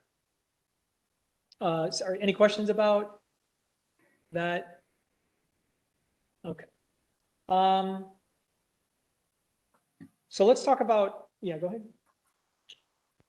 So just to make sure everybody, again, if you agree with what we're doing today, we'll issue the notice of proposed rulemaking. You'll have plenty of time to really wrap your brain around all of this. So there are a lot of details in here and it might be making sense. And if it is, great. If it's not, again, you will hear from the public, you'll hear from, developers on what they think about this. You can certainly ask us more questions. So, obviously, if you want us to go into more detail on this, if you want to make sure that you get this right now, we're happy to do that, but just recognize there will still be plenty of opportunities to really understand and ask questions about any of these details. All right. Next slide. So then let's talk a little bit about HB 3681. We heard earlier today from Christy about this. There was a question during the public comment portion of this meeting earlier that talked about the time extension. Just to clarify, because I believe there was some confusion on this point. Currently, you are allowed 9 years to begin construction based on council's practice of doing 3 years followed by 2 3-year extensions. What we're proposing is the same exact total time period, not for completion. It's 9 years to begin construction. So what we're proposing is exactly the same as what is current. The difference is that HB 3681 requires the initial period be 6 years. So you could then have 3 1-year extensions if you wanted, I guess, but totaling no more than 9 years. Okay, next. And then we've already sort of talked about this, so we don't need to spend too much time on this, but the existing rules allow for some sort of minor site boundary increases to not require somebody to go through the full amendment process. Supreme Court was like, nope, can't do that. 3681 says, yes, you can. And because of that, we're not going to change the rules because they already comply with what 3681 says. If this comes out before January 1st, we will apply the Supreme Court holding, after which our existing rules will be on point. Any questions about this one? All right, next. All right. Any questions about anything we proposed today with the amendment rulemaking? I'm excited about this one. I think it has a lot of good changes, optimizations. Just a quick question. Chair Counselor Howard, Byer. What is your time frame? You give notice to the Secretary of State and then, There's a statutory requirement that I give the legislators 7 weeks. So I typically just match the public comment period to that because we can't finish before then anyway. So that typically means 2 council meetings or, 2 months before we sort of end that. And then we have to process everything. So we're looking at potentially, see, we're in June, July, August. It would be September that we would consider final rules. Okay. So, no, the public hearing would be either July or August, probably August at this point. And then final rules in September. and again, as Secretary Cornett pointed out, there is plenty of time for the public to engage on these rules. We're just getting our first briefing. There'll be a robust comment period. We will then take steps, information on those comments and include it in any hearing later this summer. And as you see in the options, option 1 is, okay, you're good with what we proposed as the red line. That doesn't mean that that's what you would ultimately adopt. There could be many changes based on the comments that you receive. You can still make changes. You can, have different ideas right now on what we file with the Secretary of State, and you could direct us to make those changes before we file. But in either of option 1 or option 2, as we move through the process, you still can make changes to the draft rules based on the comments that you receive, from anybody. Thank you. Mr. Chairman. Yes, Counselor Devlin. 2 questions, actually. Going back to slide 100. So Back one slide. yeah, so we're going to comply with the Supreme Court until January 1st, and then the statute that was just adopted, which will go into effect January 1st, will comply with that, which will make it not mandatory. What was the basis for the Supreme Court's decision? I mean, we have to still go by the Supreme Court, and we have to go by the statute. But are we in a situation where we go by the statute and the Supreme Court's going to come back and say, no, it is mandatory? No, I don't think, as you know, the Supreme Court interprets legislation and the legislation is clear. It's explicit Yeah. that says As long you as do it not doesn't have to conflict. do an amendment for a site boundary change. Okay. What was the basis for that decision? The basis for that decision was, and you're taxing my memory now, but it was basically that under statute, to do an amendment, you needed council approval. And the rules, as Secretary Cornett described, and they currently state this, but we just haven't been using it since the Supreme Court decision, allowed staff to approve or say, yes, you can do, the 3 coulds aren't triggered by this proposed site boundary change. And so you don't need an amendment. And the Supreme Court said, well, that's not allowed under the way the statutes are currently written. And so what you saw in HB 3681 was essentially, in that part of 3681 was in response to that decision by the Supreme Court. Okay. Second portion, Mr. Chairman. How do we, is there a standard by which, let me back up for a moment. When you're trying to write rules that are in accordance with statute and in accordance with public interest, you're basing it also on your prior experience but sometimes you're also thinking, what could happen? When is an amendment not an amendment? When is it actually a different proposal in a sense?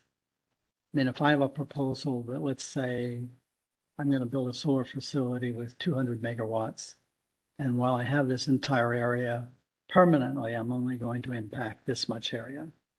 But I decide I'm going to change the impact area and I'm going to have a facility with 1,000 megawatts. Is that an amendment or is that a new proposed facility? What, do we have a standard for what is an amendment versus, basically something completely different from what was originally proposed?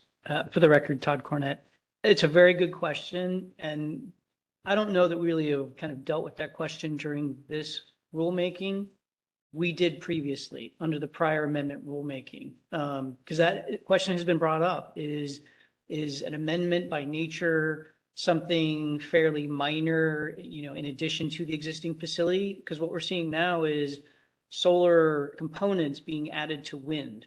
So you're getting an amendment, which by itself would be a new facility under the statutory thresholds. It is still legally an amendment. The question from a policy standpoint is, should it be? So there's nothing in statute that directs, here's the threshold for when a change to an existing facility is an amendment versus a new facility. But it is a good policy question to think about because, again, we are seeing very large amendments to existing facilities and very different, adding, battery or solar to wind. And as it is now, those are absolutely legal to do. There's no question that they are legal to do, and there's no clarification in statute, in rule about if you go over some threshold, that's a new facility. But again, there has been a lot of conversation about that in the past. We've not really dealt with it during this rulemaking in our conversations. You will likely hear those conversations or those questions get brought up during the public comment. And it is a good question, but it's not something that we've tackled during this rulemaking yet. Mr. Chairman, one final follow-up. Councilor Devlin. Would we have within our authority the ability in the future to make that clarification, or would we need a clarification in statute? It's a good question. I think and I'll look to Patrick on this one, but my general take, this isn't a specific response to your question, but my general response is things are very explicit in statute with regards to applications. They are not very explicit with regards to amendments. So based on that, I believe council has a lot of broad authority to establish how we want to deal with amendments. And a lot of that's part of these conversations. We made a lot of changes during 2017. We're making a lot of changes now because council does have a very broad authority to figure out how you want to deal with amendments. The statutes are not very prescriptive. I think likely you could do that, but again, we've not really looked at that specifically. So we would have to do that research in order to be clear on that. So I'm not going to answer your question. I'm just going to give you my general probably, but I would not want to be held to it until we've done the appropriate research. Mr. Chairman, it was a good response. It sounds like a council's response, which is. I second what Secretary Cornett said. That's something we haven't looked into. The statutes are very sparse as to with regard to amendments, but if that is something that council wanted to consider, it's something that we would need to look into as to whether or not you would have that authority. Thank you. So I think it's important to point out for the viewers at home and anybody who's participating today that if somebody is proposing an amendment to an existing project, the project as proposed must meet all council standards. We don't have lower standards for an amendment. So whilst so at this point, and don't hold me to it, but my take on this is the most significant difference between what you're proposing, we could potentially do, and we certainly can do that, would be the mandatory contested case versus no possibility of a contested case. So if you were to say, no, this is too big, we're going to treat this as its own application, you need a second site certificate, that means you're going to go to a mandatory contested case process. But if under the existing framework and under what we're proposing, the project as proposed, as amended, must meet all of council standards. So there's not, I don't think there's this sort of sense like, oh, they're sneaking it in as an amendment so they don't have to care about the water table. All that stuff still has to be protected to the same degree. To reiterate that, because I think that's a very important point. Substantively, there is no difference between an application and amendment. No difference. All of the same requirements have to be met, the same evidence, the same thresholds, everything. There is no difference whatsoever. Procedurally, there are differences. And that's what the question would be, is there some amendment big enough that, should be a new application sort of procedure versus an amendment procedure. And I think, again, thinking through what are the differences, and again, we're trying to make sure that there's better opportunities for, public participation in the way that we're changing or the way we're proposing to change the amendment rules to allow for that to happen. So you'll have to determine whether you agree with that or not as we go kind of through this process. But that is an incredibly important point. Substantively, no difference. Procedurally, we can do a comparison between the differences if you want. But yeah, that's where the difference is. Okay, go back.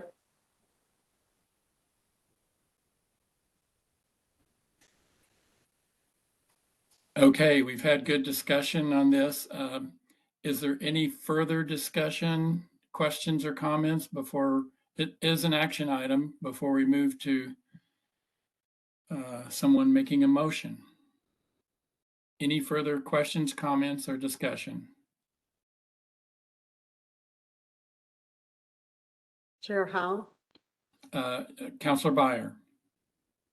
I recommend that council approve the initiation of formal rulemaking, file the notice of proposed rule using the draft rules as presented by staff today in the staff report with the appropriate public comment period, knowing that the rules will come back to us for further consideration after the comment period. Okay, we have a motion. Is there a second? Chair Howe, this is Marcy. I second the motion. Okay, we've got a motion and a second. Secretary Cornett, could you please call the roll? Marcy Grail, Yes. Kent Howe, Yes. Ann Byer, Yes. Richard Devlin. Yes. Motion carries, Mr. Chair. Okay, thank you, Secretary Cornett. That was a good discussion, good presentation, Mr. Jackman, and going to be some good conversations coming up here later on. So, Mr. Chair, if I may, before we conclude this. Yes. So yeah, kudos to Tom. It's a big lift. This is a complicated stuff. Yeah. We spent a lot of time on this, kind of prior to 2017, and we put a lot of time into this, and Tom's really, come up to speed and become a subject matter expert, as he does with all of the rulemaking. So he's done an excellent job. I also want to, say thank you to the Rulemaking Advisory Committee, and to Patrick and Sarah. They spent a lot of hours with Tom, taking the thoughts and ideas and perfecting the draft language that you have now. So a lot of work has gone into what you're seeing at this point. A lot more work probably still needs to be done. We recognize that, but this is a big deal. We recognize it's a big deal, and a lot of time and effort has been put in. So again, thanks, Tom, as always, and then, Patrick and Sarah for a lot of work that they put into it. Hear, hear. Yes, here.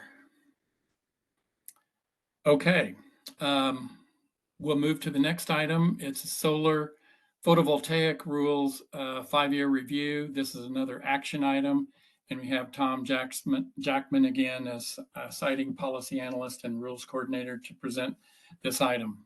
Tom, the floor is yours. All right, we got the post-lunch doldrums. This is not gonna take long and we'll send you on your way. Yes, Tom Jackman, the rules coordinator for the council here to discuss the 5-year review of the solar photovoltaic power generation facility rule that was drafted or passed in June of 2020. So we are now 5 years later, and we are required by statute to perform a 5-year review for any new rules that are passed by an agency. So we have a couple more upcoming later this year, or one more later this year, one early next year. But let's get to the one for today. So go ahead and go next slide. So this rule was created it was designed to create a path for council to determine whether a proposed solar photovoltaic power generation project is an expansion of an existing or proposed, or it's, an expansion of an existing or proposed power generation facility. And the reason for that sort of alludes to the thing earlier that Richard was saying about an amendment potentially being larger than the original project. We have rules about what triggers the FSEC threshold, and there was some concern based on experience with the wind turbines that folks might try to get around those thresholds by proposing sort of nearby projects that each of which is right below the threshold, but collectively would exceed the threshold. And so we created this rule 5 years ago. And go ahead and go next slide. So council has yet to apply this rule, and we would consider that the rule succeeded. So we'll never know whether anybody would have ever attempted to do this, despite the fact that they did do it for the wind turbines. But the point, I think, of this rule was that people would know it existed and know that it wasn't worth trying to do this because we have a rule that says you can't do this. So it's sort of like, that tiger whistle, you blow it and no tigers. We'll never know if there were just no tigers around or if the whistle worked. But the rule is not doing any harm. And I would argue it is succeeding, that council has not had to sort of slap down attempts to get around the FSEC thresholds by applying this rule. So any questions about that conclusion? Because it's sort of going to lend itself to the analysis for the 5-year review that we're required to do. Okay, next. Okay, so the statute requires us to answer 5 questions. I'm just going to read these basically, and then ask the council to conclude that we're good to go with respect to these 5. So the first one is whether the rule has had the intended effect. As I just said, I do think the rule has had the intended effect of deterring attempts to get around FSEC thresholds when designing solar projects. The second question is whether the anticipated fiscal impact of the rule was underestimated or overestimated. It's very hard this is sort of like proving a negative. It's sort of extremely difficult to anticipate the fiscal impact of a rule we haven't had to apply. It's certainly possible that projects will have been designed differently because the rule existed. We don't know that. But I would argue that the impact of the rule is fairly limited from a fiscal standpoint. Certainly, if you wanted to build a bigger project, you should go through the FSEC review, which could potentially be more expensive, but that was the intent of the threshold to begin with. Okay, so the third question is whether subsequent changes in law require that the rule be repealed. No, there haven't been any laws that would make this rule improper. Whether there's a continued need for the rule, I would argue that we're continually concerned about people trying to sort of, make rational decisions to get away with whatever they can get away with, and that there's next to zero impact on small businesses because anybody who's designing projects at the FSEC threshold well, at least historically, has not been a small business. Subsidiary, perhaps, but by Odo's definition of a small business, subsidiary is not a small business.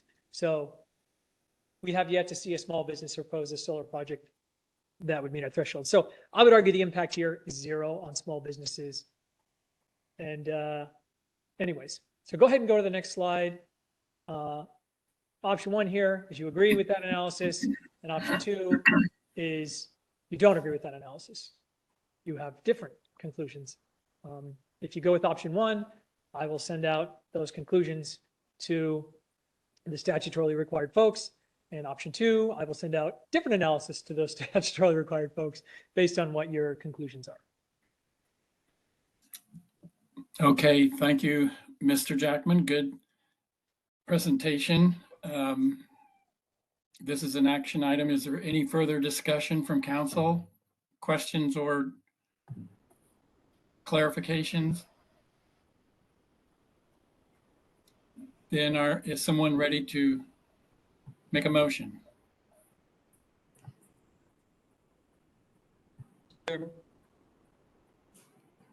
Chair, how I can if no one else is ready. Yes, Councilor Grail. Mr. Chair, I move that the council approve the, solar photovoltaic rules at 5-year review as presented and recommended by staff in the May 30th, 2025 staff report. Okay, we have a motion. Is there a second? Is that Councilor Devlin? Yep, seconded by Counselor Devlin. Okay, so we have a motion and a second. Secretary Cornett, is there any discussion? Okay, Secretary Cornett, could you please call the roll? Marcy Grail, Yes. Ann Byer, Yes. Richard Devlin, Yes. Ken Howe. Yes. Motion carries, Mr. Chair. Okay. Is there anything else for the good of the order? Yes, this is Marcy. Yeah, Councilor Grail. To everyone that was in the room this morning, but specifically Nancy, thank you for not losing your cool and keeping things together while we work through the technical challenges. I do not lack such discipline to keep myself together in those moments. So appreciate everything you did to get us going. Thank you so much. Yes, Thank you, Council Member Grail, and definitely agree. Yes, me too. Well said.